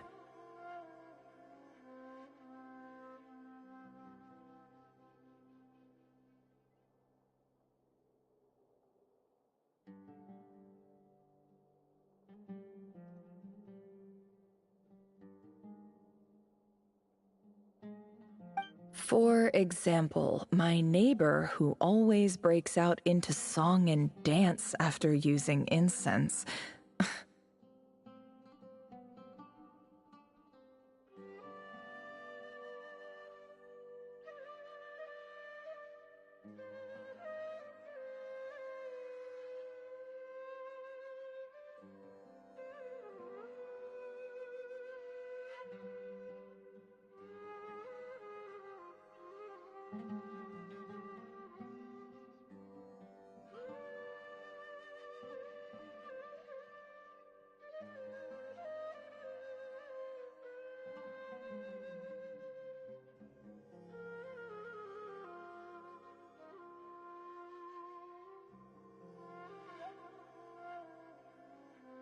This seems like something the academia would want to know about.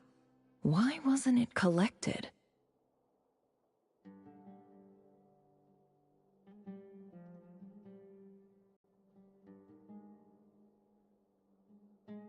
Wait, what's this written on the back?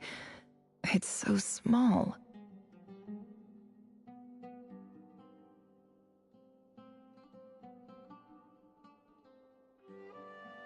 The note says, "The sender authored this letter while under the influence of mushrooms. I would send it back, but no return address was provided. Stamped by the Grand Conservator of the House of Dana."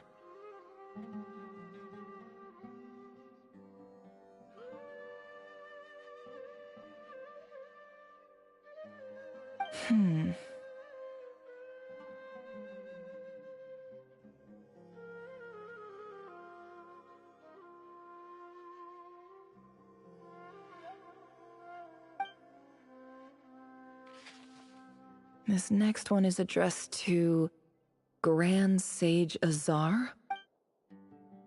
A few words of protest regarding recent changes in Sumeru's educational policy.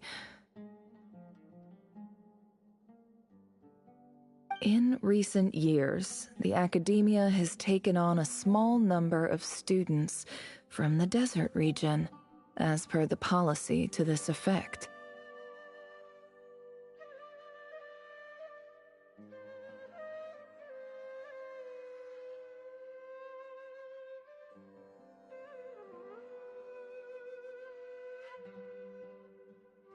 However, it appears to me that these students have not, in fact, been provided with educational opportunities that are, in any meaningful sense, equal to those enjoyed by their peers.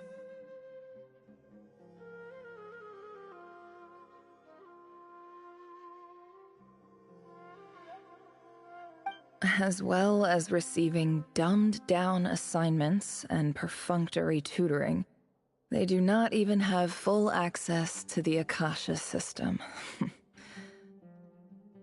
Education is the fundamental purpose of this institution, which should go without saying in a nation whose founding virtues are knowledge and wisdom. I ask you, is the lip service we pay to the policy of education for desert students truly the standard of pedagogy to which the academia aspires?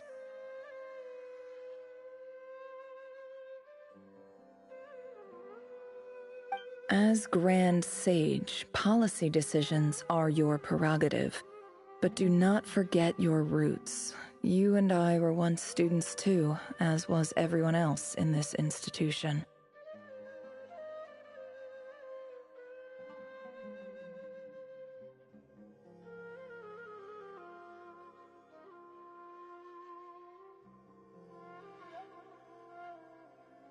I do hope you will give some serious attention to this matter. I encourage you to discuss issues like this with myself and others, and listen to some alternative opinions.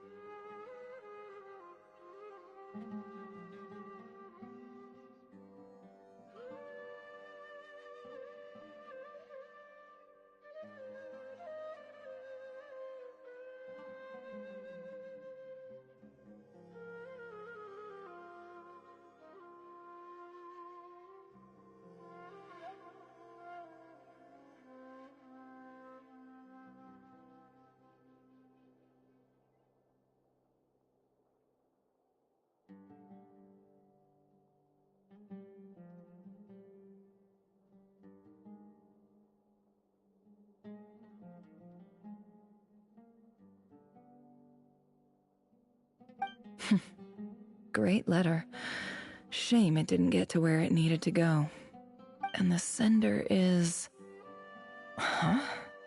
Sage Cyrus of Spantamad.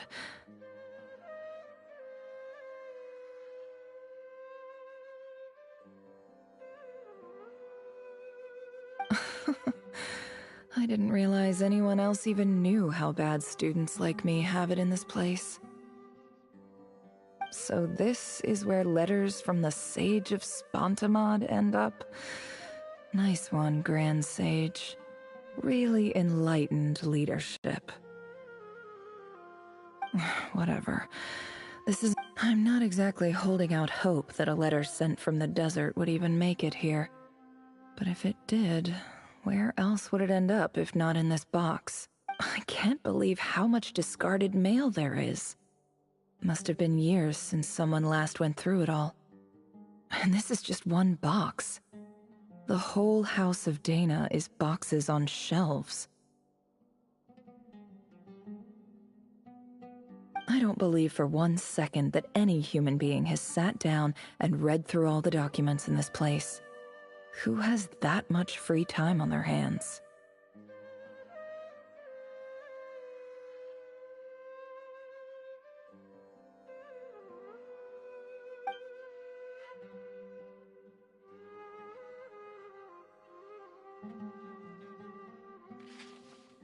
Wait, could this be it?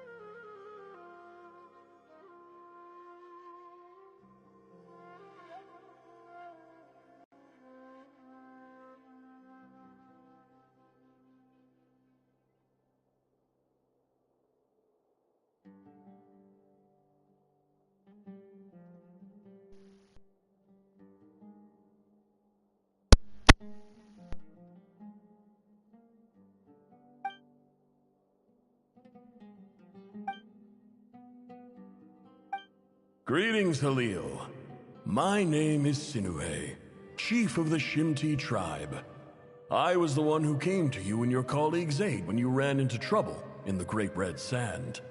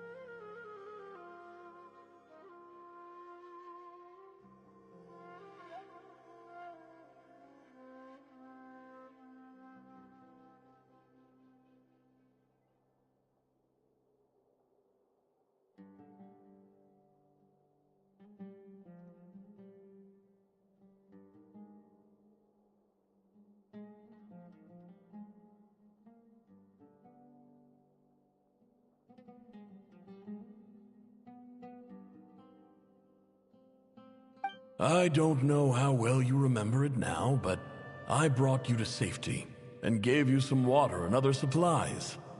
You seemed very pleased and told me your name. In my tribe, learning a person's true name is serious business, and I therefore see you all as friends. You were kind enough to leave your contact details so we could stay in touch. The Shimti tribe lives a harsh, nomadic existence in the desert. You were sympathetic towards my plight, promising to make me a special ambassador of the Academia and help us find a way to make a better living. This brings me to my reason for writing. Our tribe has fallen on particularly hard times, and I would like to ask for your assistance. There was a terrible sandstorm a few days ago, which blocked up the well in our land. To ensure my people's survival, I had no choice but to venture into Iyab and Unut territory in search of an alternate water source. The Iyab and Unut are descended from the Thamudians, while we trace our ancestry to Tulatala. We worship the Lord of Flowers and have had relatively good relations with our fellow tribes up until now. I found a well belonging to the Iyab tribe. They declined to help us, but I really had no other option, so I took some water to keep me and my tribe alive. My actions are certain to incur their wrath. When we met, you assured me that you would be my ally in the Academia. I would like to take you up on that offer, because I really need your help. I wonder if you could send an Academia representative to meet with me. That aside, the last time you were here, you mentioned that the Academia had started accepting students from the desert, and I told you a little about my daughter, Nefer. We have next to no resources here in the desert, and my power and influence are limited.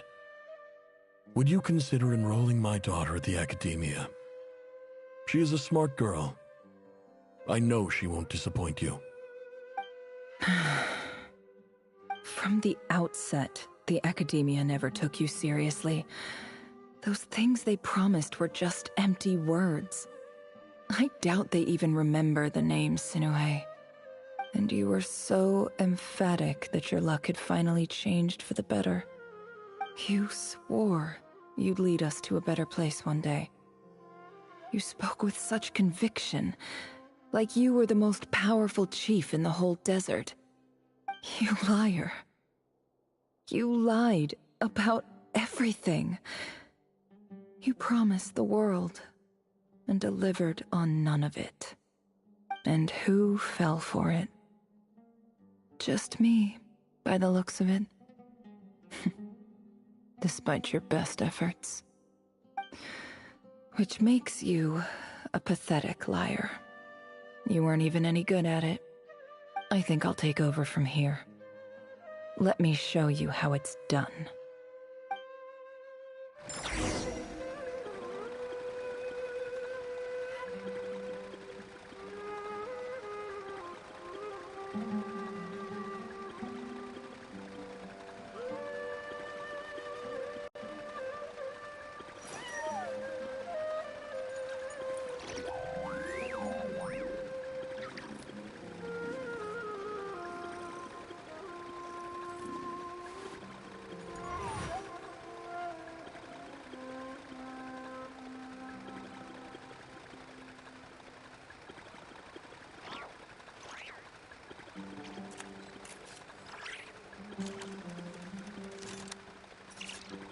Emotions are like a raging torrent that surges through the mind.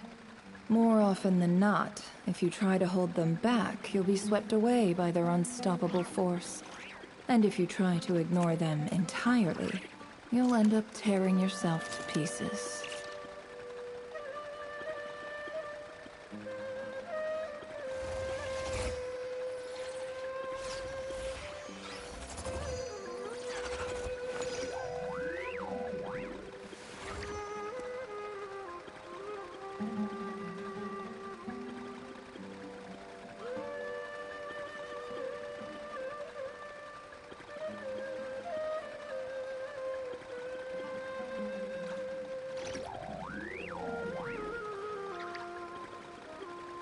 Don't trust your eyes uncritically. People only see what they want to, so don't be your own fool.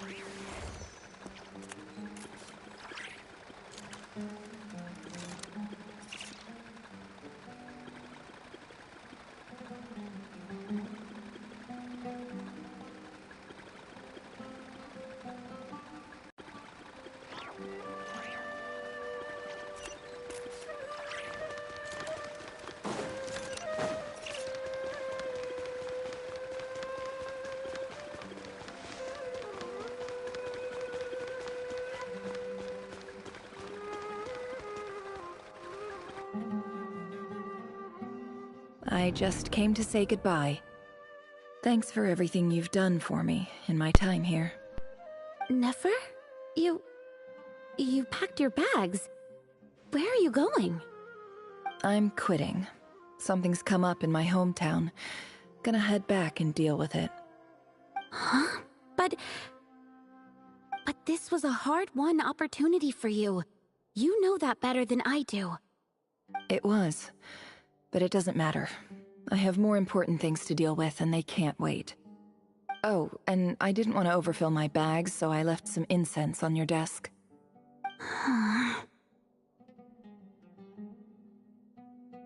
What's wrong? I thought you liked incense. Although, I did read somewhere in the House of Dana that it has hallucinogenic effects. Don't use it all at once, alright? Isn't this the stuff you brought from your hometown? You're just letting me have it? But you said it's a rare and valuable commodity. Yeah, about that. I lied. It's not rare at all.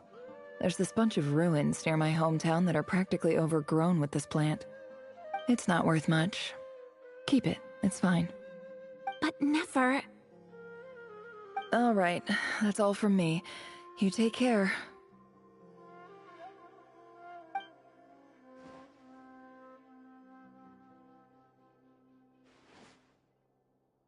Don't forget me, okay? I mean, we're more than just classmates, right? We're friends. Yeah, I'll remember you. I lied again. That incense is worth a fortune, and it's a rare find even in those ruins. And as for remembering her, I have far too much to do when I get back. No time to reminisce. I'll be lucky if I even make it through this alive. But either way, I expect I'll forget you pretty quickly.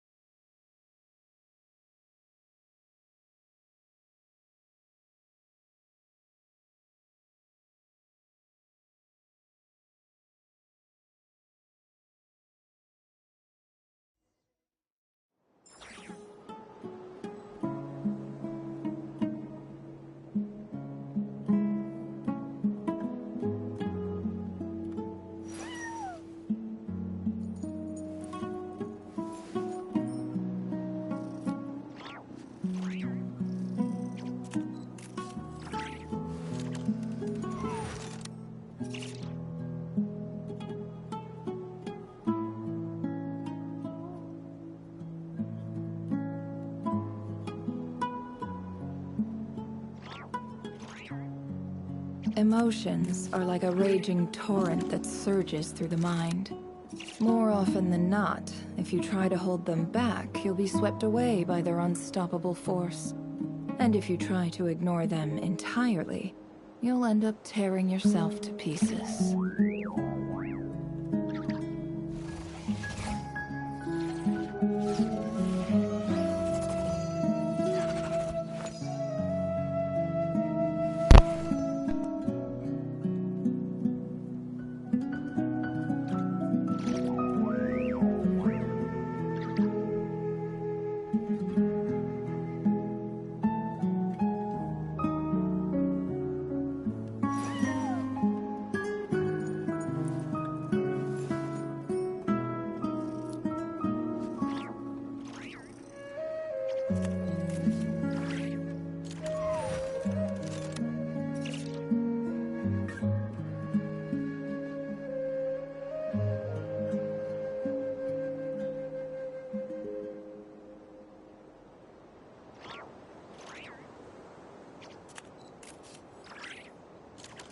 Don't trust your eyes uncritically. People only see what they want to, so don't be your own fool.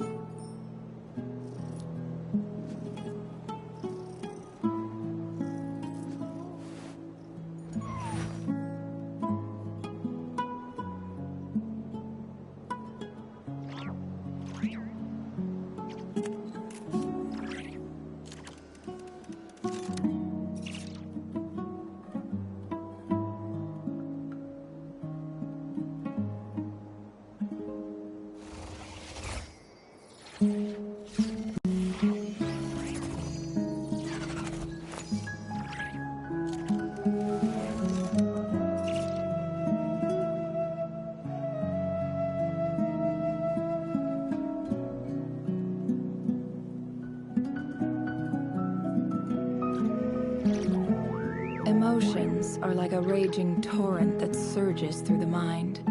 More often than not, if you try to hold them back, you'll be swept away by their unstoppable force. And if you try to ignore them entirely, you'll end up tearing yourself to pieces.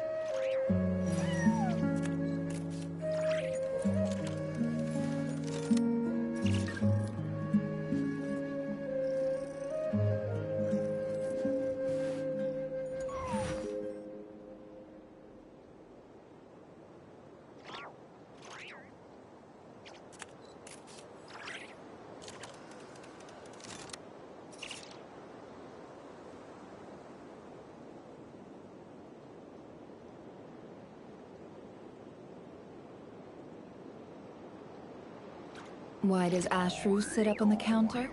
To welcome our clients, of course. A kitty's gotta earn his kibble somehow.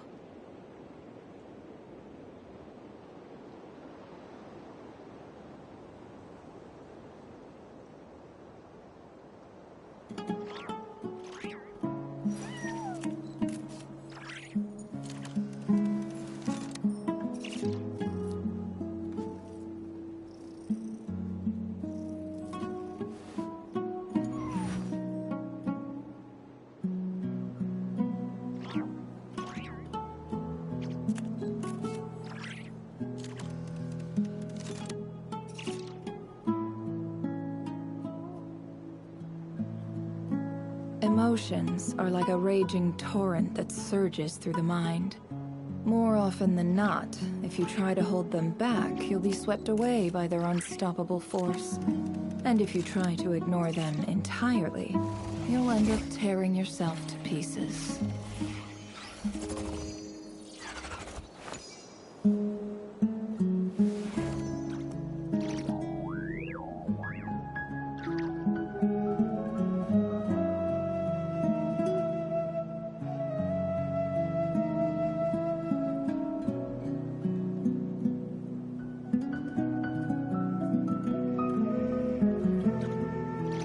Don't trust your eyes uncritically. People only see what they want to, so don't be your own fool.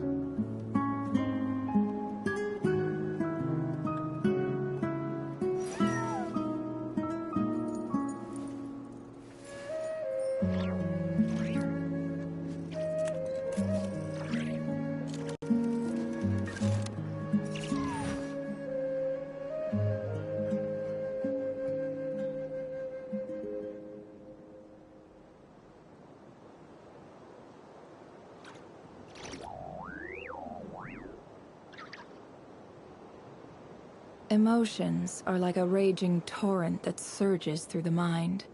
More often than not, if you try to hold them back, you'll be swept away by their unstoppable force. And if you try to ignore them entirely, you'll end up tearing yourself to pieces.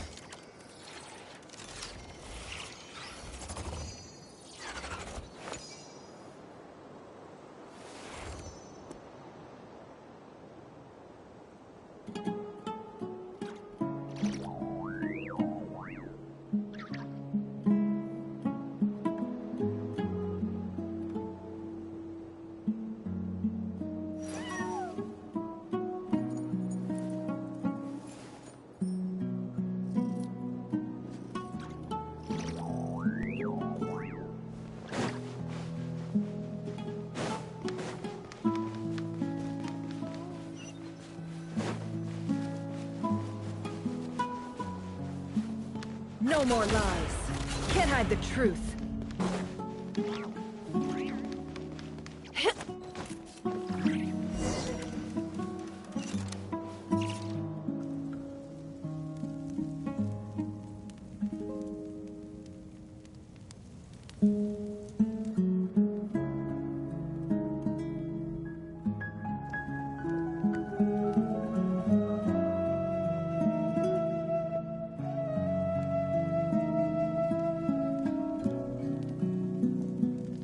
It's a pleasure to meet you, Mr. Arif.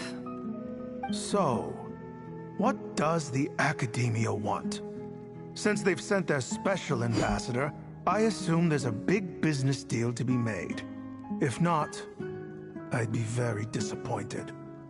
Please, sir, lower your blade. You're lucky I'm the one they sent. Not all special ambassadors share my admiration for the Iab people. The ever-shifting balance of power in the desert reduced the once great civilizations of this region to rubble and sand. But the story of the Iab has a very different trajectory. Others grew weak, but you grew strong, beginning in obscurity and moving to prosperity. You're the only ones who defied the trend. Huh. So, you do know who you're dealing with? This well is the perfect symbol of your strength, is it not? It used to belong to the Unut, but it looks like you have control over it now. You're not wrong. But I'm sure you didn't come all this way just to flatter us. Of course not. I came to bring you some very good news. Some information that recently came to light, which might just be your ticket to freedom. Records uncovered by the Vahumana Darshan show that a certain well currently under Iab control is built on top of some ancient ruins. These ruins are of great archaeological interest to the Academia. I checked the map carefully on my way over here, and I'm confident that this is the well in question. The Academia is offering 50 million mora in return for excavation rights. 50 million? No, wait. If these ruins are as important as you say, 50 million's a little low, don't you think? Don't get greedy, Iab. We know far more than you think. We know that you seized this well by force. Wasn't that the first step in your rise to power? To drive away the Unut and steal their water supply? So what if it was?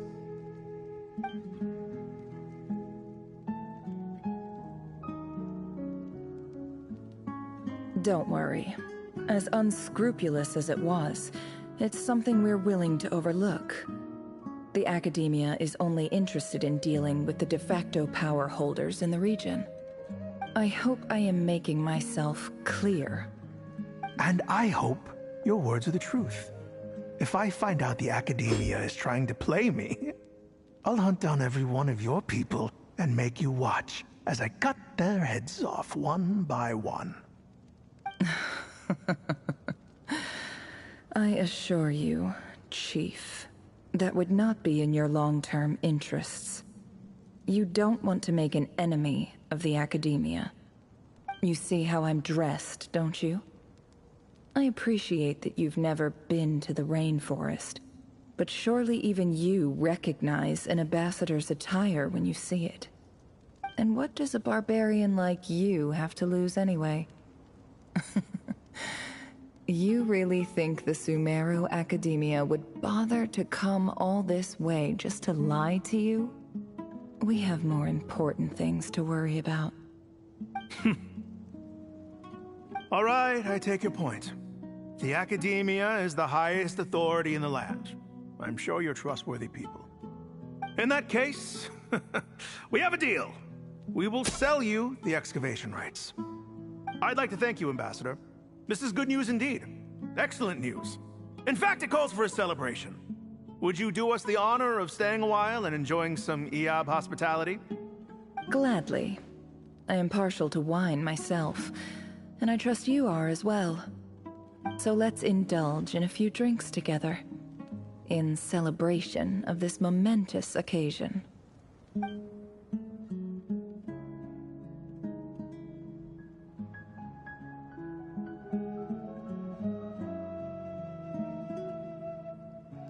Chief!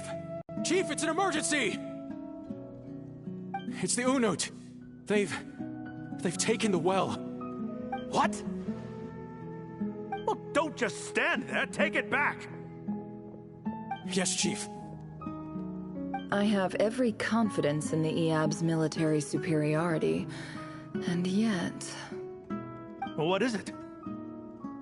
The Unut's response was alarmingly fast. The day after we reach a deal, they seize the well. This can't be a coincidence. Perhaps there is a traitor in your midst. I don't think so. I am obliged to remind you, Chief, that the Academia will only deal with the de facto power holders. If you cannot regain control over the well, I'm afraid you won't see a single mora of that 50 million. No! Please, Ambassador, just give me some time. I swear the Unut will not get away with this. That well is ours, and so is the Mora. Glad to hear it. I will wait here for an update. If there is a traitor, I will find them. In the meantime, make yourself at home. I'll report back as soon as I have an update. Much obliged. Wow. All it took was a few words and I've got him wrapped around my finger. What an amazing feeling. So, in summary, Ambassador, the Academia would rather negotiate with our tribe instead of the Iab, yes? The Iab are ruthless murderers who don't listen to reason. And now they have the gall to interfere in our research projects in the desert region. So let me ask you, Chief. If you were the Academia, what would you do? Kill them all, of course. Precisely. The Academia does not tolerate those who stand in our way. The EAB have held back our academic pursuits for too long, and our patience is wearing thin. Time, there is simply no way that the We have our own rules out here. Right. We can't confront them ourselves, but we can support their enemies. The Unut have always had strained natural allies. Weren't the EAB your allies once? You were quick to send them after us to protect your interests back when we stole that water. And now look at you. You're at each other's throats.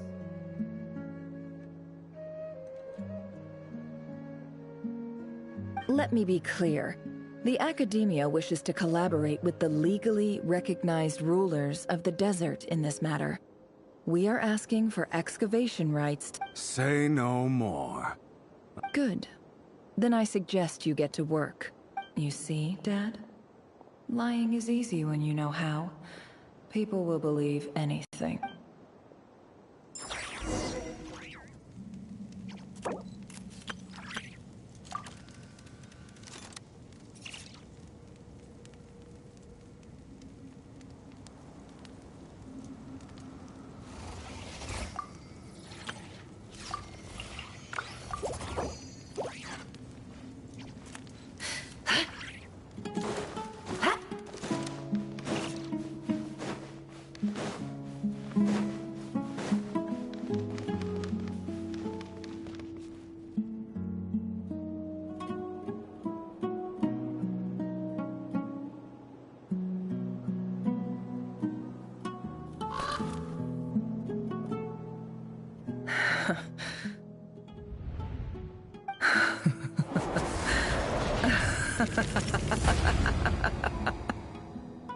Look at yourselves. You may be vile, savage monsters, but your butchered bodies bleed like any others. You're no different. You're nothing special at all. The monsters who destroyed my home, they're just ordinary, petty human beings. What a joke. I think we're even now. Maybe I've even done the desert a favor. It's a better place without all these people around. Oh, Sinuhe, my gullible fool of a father. Perhaps if you'd been as ruthless as I was today, our tribespeople would still be alive. In this dog-eat-dog world, a chief needs to be tough to survive. But you couldn't do what had to be done. So I did it for you. Nefer, it's okay. All of this is in the past now. I believe I remember you promising to remain silent. Yeah, but even so...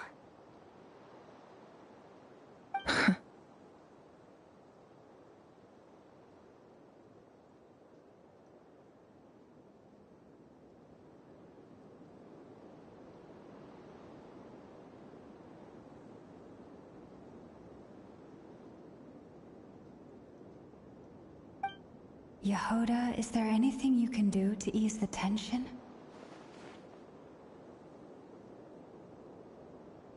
Alright, time for a sharp turn onto a completely different topic. So, anyway, that's enough of that. When are we getting out of this place? Feels like we've been walking forever. I'm getting pretty tired. Oh, Lauma, you tired? Yes. If we can find somewhere to sit down, I could certainly do with a rest. It's not far now. There should be a temple just up ahead.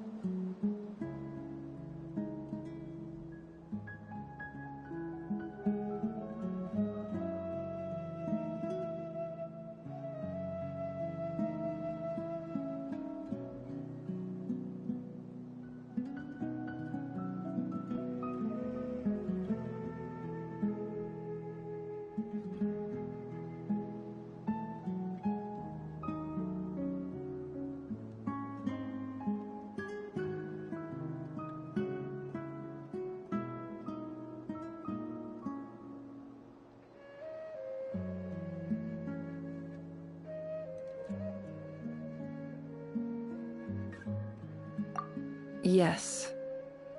Really? A temple? That's where this story ends? I guess that's how things go in the desert.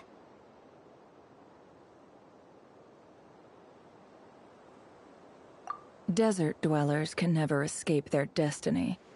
Or so everyone says. I never wanted to believe it, but looking back now, I'm as desert as they come. You mentioned a temple. What's waiting for us there? My biggest trade secret of all. Ah. Then I'm guessing it's where you got your power from. The power to peer into other people's minds. I didn't know you were clued up on any other religions. I'm no expert in the history of Sumeru, but since you come from the desert, I would imagine it has something to do with King Deshret.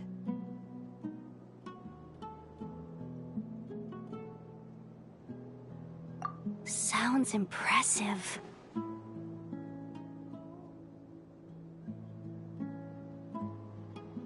Ah, I know who you mean. General Mahamatra Sino. The spirit of Hermanubis dwells within him. That's Boss Neff for ya. She knows everything. Sino's hardly a figure of obscurity, but I know about Sethos too. What about him? Is he a big deal or something? Well, he's not a small deal, let's put it that way. Please, this is the bare-bone basics. Save the flattery. Thanks for your patience, everyone. I'm sure it's been a lot to take in. With any luck, that's our exit just up ahead.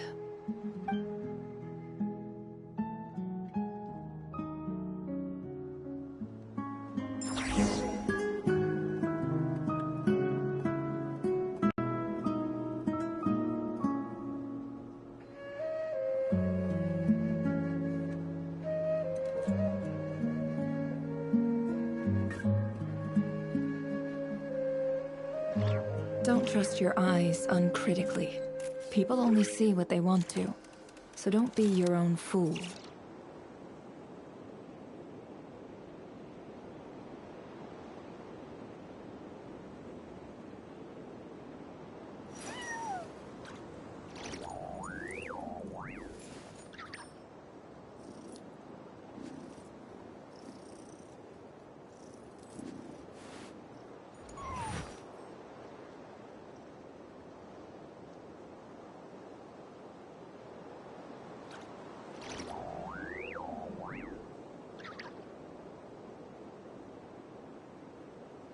Why does Ashru sit up on the counter? To welcome our clients, of course. A kitty's gotta earn his kibble somehow.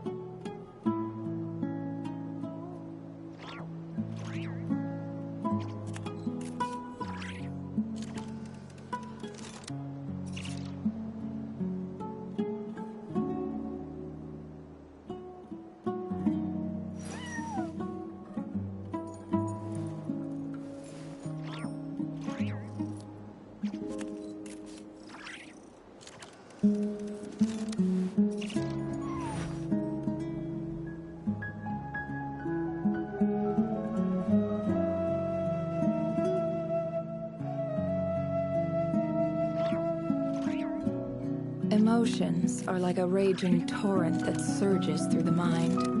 More often than not, if you try to hold them back, you'll be swept away by their unstoppable force.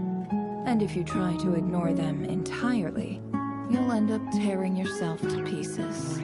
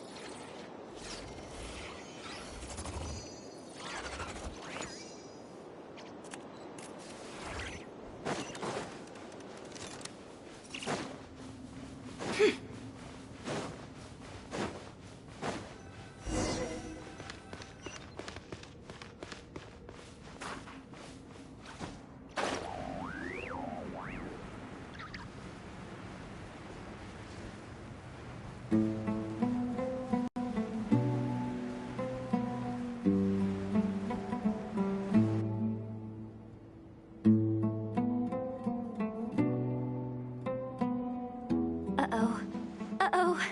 Uh-oh. I'm totally out of my depth here. I don't have anything to add about any of this stuff. Like, look at that statue. I want to do the whole name-dropping, this girl knows her stuff thing too, but I've never seen anything like it before. A statue with the head of a bird. That's Thoth, the Ibis King, one of the 7 pillars of King Deshret. The legends say that he, the Crocodile King, and the Goat King were the 3 retainers of King Deshret. Let's take a look.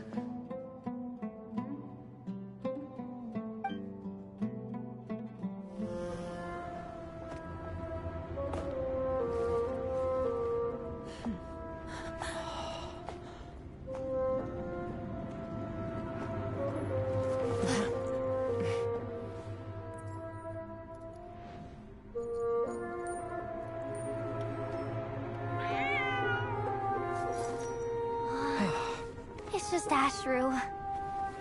So, all is well?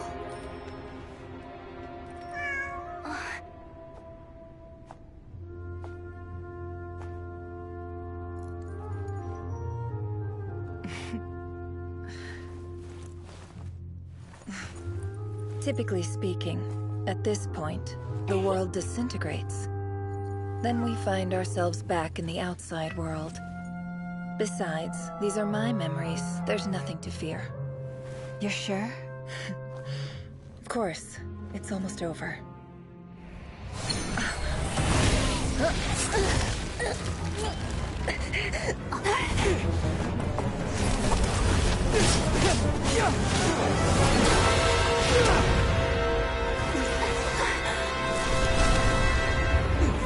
Never! Hey! Hold on!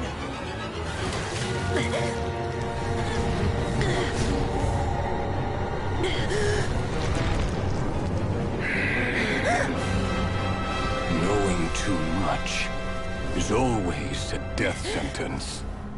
Speak for yourself.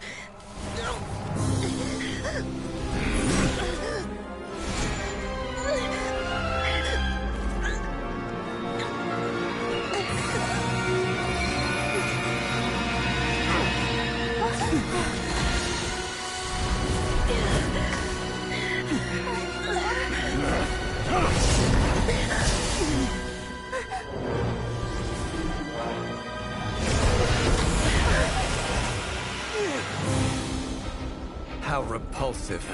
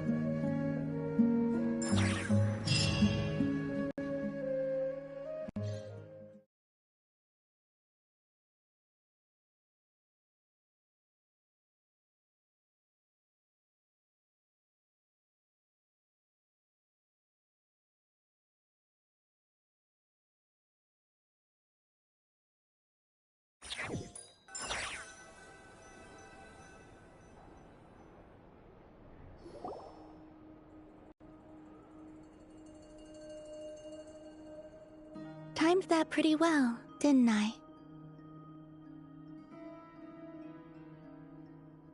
It's okay. I'm just glad no one was hurt. Paimon noticed you doing something too, Dainsleif. Were you helping get them out? Of course. When I asked Nefer to conduct this investigation, I was not naive to the dangers involved. I had a duty to ensure your safety. Good to know your sense of justice is still intact after all these years. I take that to mean that you saw the truth. That comes as a great relief. I certainly did. And thanks to your help, I also managed to trap Rerir inside the chess set.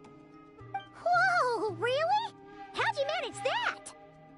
Well, to be honest, I sensed that something was wrong long before we made it to the temple. By using this fragment to probe into Rerir's past, well, the monster formerly known as Rerir, it seems I alerted him. I was tracking him, then he caught on and started tracking me too. Can't say I'm surprised. But how did he track you through your thoughts alone? That shouldn't be possible. Rerir was a secret agent who reported directly to the Vinster King. He is an expert at finding a trail and hunting down his pursuers. No wonder. He infiltrated the chess set, read my thoughts, and built a new virtual chess set inside of it. That's why we weren't able to leave at first. Speaking of your chess set, it's quite a remarkable item. Would I be right in thinking you have some connection to King Deshret? You overestimate me. I only have a connection with one of his underlings, the Ibis King. You all saw how this came to be. A long time ago, the Iab massacred my tribe, the Shimti, in our home village. A few years later, I enrolled in the academia, where some new information came to light. The Unut and the Iab fought a bitter battle over the rights to a well, all for the sake of a non-existent 50 million mora.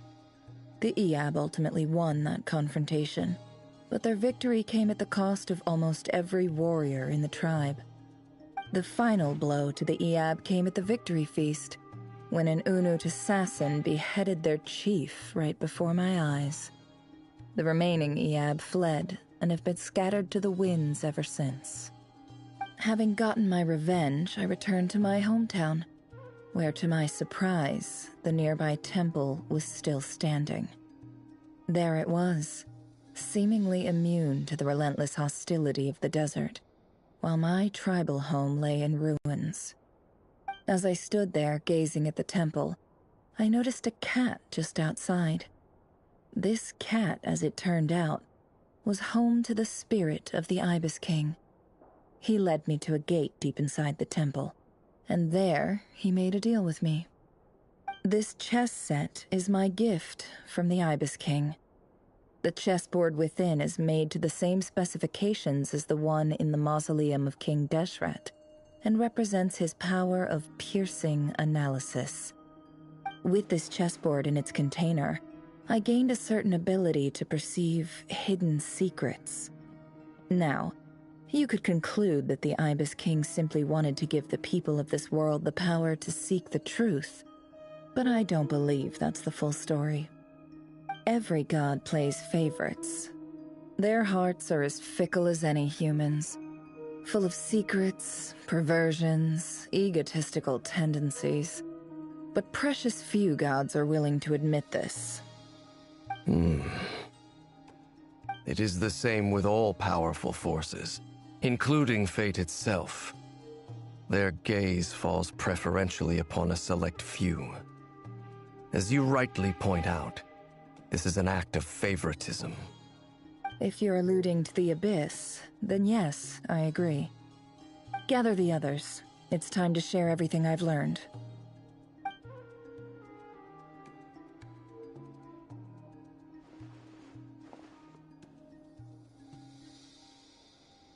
Thank you all for being here. As promised, I did some further investigating into the Reicher of Solnari's background. I am pleased to report that the investigation has been most fruitful indeed. The Reicher of Solnari, real name Rerir, was once a Khanrian subject who served the Vinster King. I will now share the important details of his story. Please save any questions or comments for the end.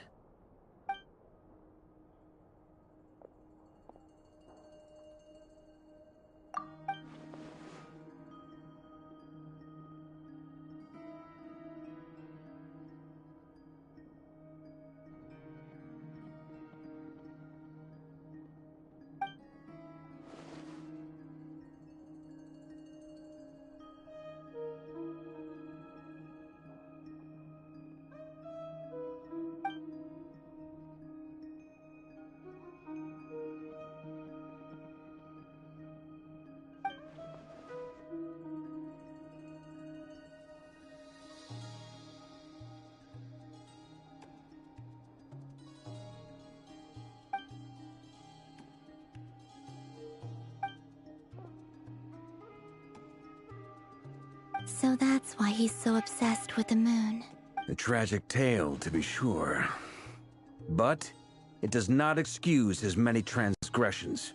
No matter how much Rerir suffered in the past, the fact remains that he is what we know today as the Wild Hunt, wreaking havoc upon innocent lives in Notcry. He becomes more dangerous with each passing day. If left unchecked, it is simply a matter of time before all of Teyvat suffers the consequences. This is a threat that the Knights of Favonius cannot ignore. A question for Miss Columbina. Forgive me if this is presumptuous, but have you ever seen the spatial gateway that appeared in Rerir's memory? Never. But I have heard stories of something called the Moon Gate, and this seems to fit the description. Miss Lauma, any thoughts on this? In the lore of the Frost Moon Scions, the moon is believed to hold many secrets. Some sources speak of ancient knowledge, others of a gateway to the unknown. The term Moon Gate is one I have heard before, but as is the case with all of our legends, there are no records of any first-hand witnesses. We cannot know whether it truly exists. Then back to Miss Columbina. As a moon goddess yourself, do you have some idea of where the Moon Gate leads to? Not at this stage, sorry. I do hold the power of the Frost Moon, and my strength is recovering well. I can sense that the gate would open at my command, but... But there's more to the power of the Frost Moon than that? Yes. A moon goddess has the right to open the Moon Gate, since it is a path to the moon. But as never mentioned, holding open a spatial gateway takes a huge amount of power.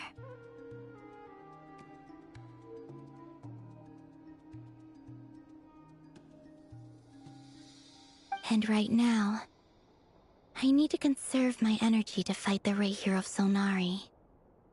I'm afraid this is one mystery we may have to leave unsolved for now. I agree. Better to save your strength. But if you'll humor me for a moment, I have a bold conjecture of my own regarding the world beyond the gateway.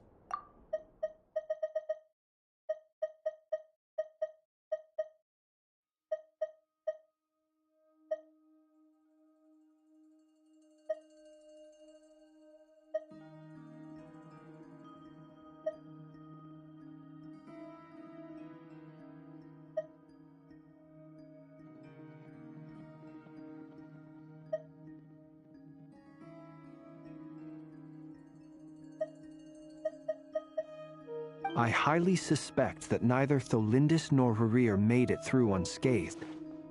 The evidence pointing to this is the fact that the Rayhir of Solnari exists in the form of countless fragments. With the abyssal power he wields, no ordinary foe can touch him, let alone tear him to shreds. And yet, the Wild Hunt proliferates wherever his scattered fragments lie, drawing hordes of monsters to many different locations across the land.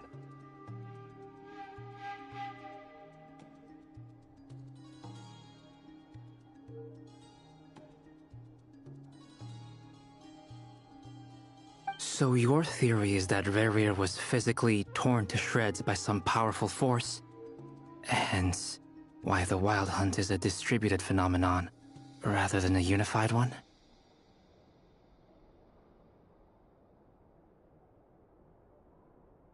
Makes sense to me. Explains why the Wild Hunt is so pervasive, and why he's been trying to piece himself back together. He was whole to begin with, and he wants to be whole again. Without the power of the Abyss on his side, he almost certainly would have perished the moment he was torn apart. But the Abyss, much like a curse, has kept him alive. I could not agree more. The power of the Abyss is most surely a curse. It is a compelling explanation, and one that accords with my present understanding of Abyss creatures. Whether the life form in question is primitive or advanced, if a curse has extended its lifespan unnaturally, it will continue to survive in spite of everything. This raises some interesting questions.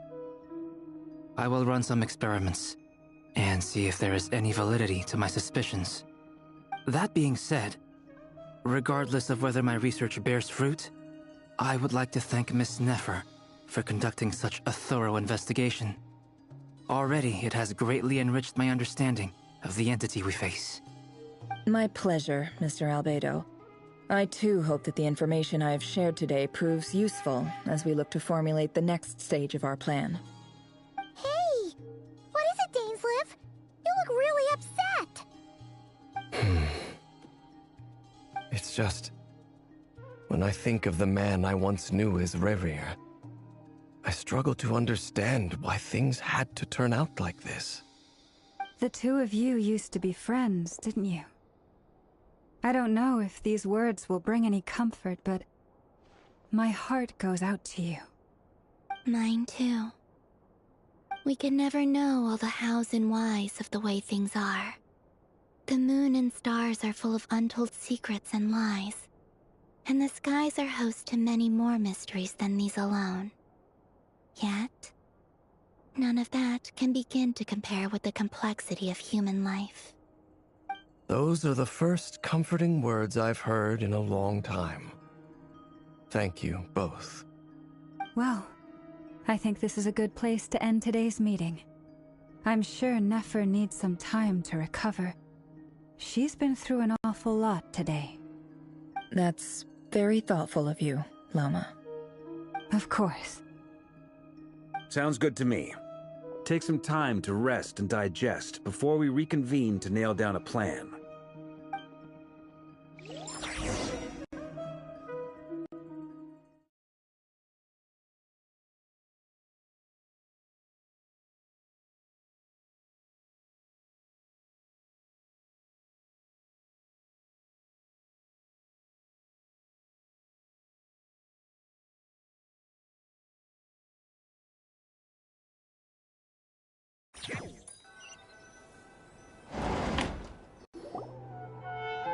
Hey, is this a bad time? Hope I didn't kill the conversation. No need. Come on, let's talk outside.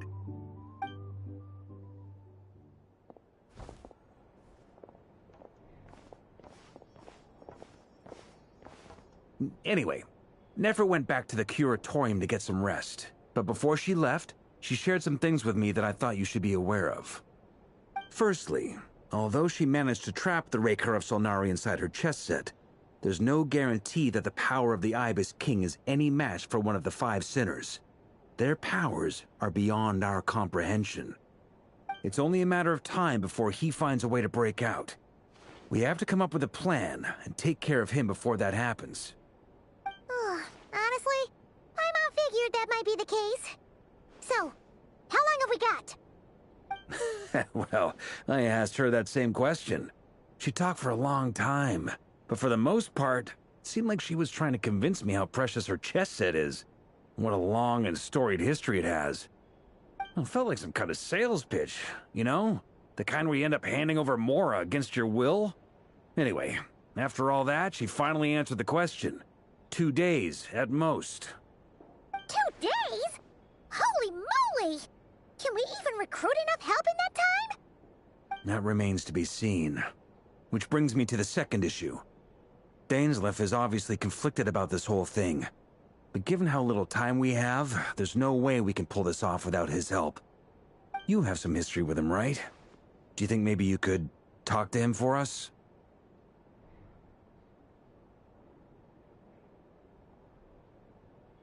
Great. I appreciate it. All right, on to item 3. So, Albedo, Durin, and I put our heads together and came up with a plan.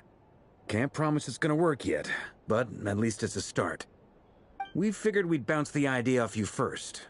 We'll explore it further once everyone's recovered. Oh, Paimon's dying to hear this. All right, so here's what we're thinking.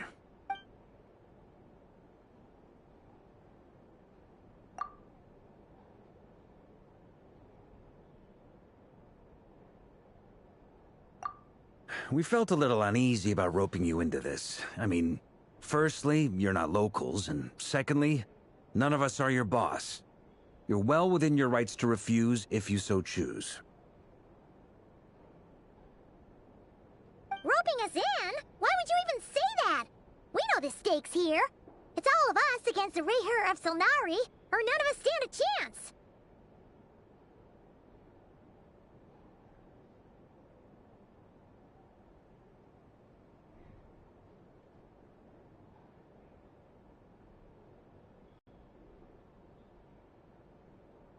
I choose my words very intentionally, I'll have you know. I like to think there's an art to striking a down-to-earth tone even when the stakes are through the roof.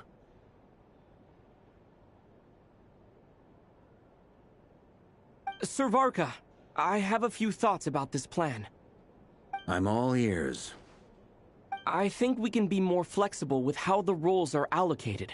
In my view, the most sensible lineup would be like this.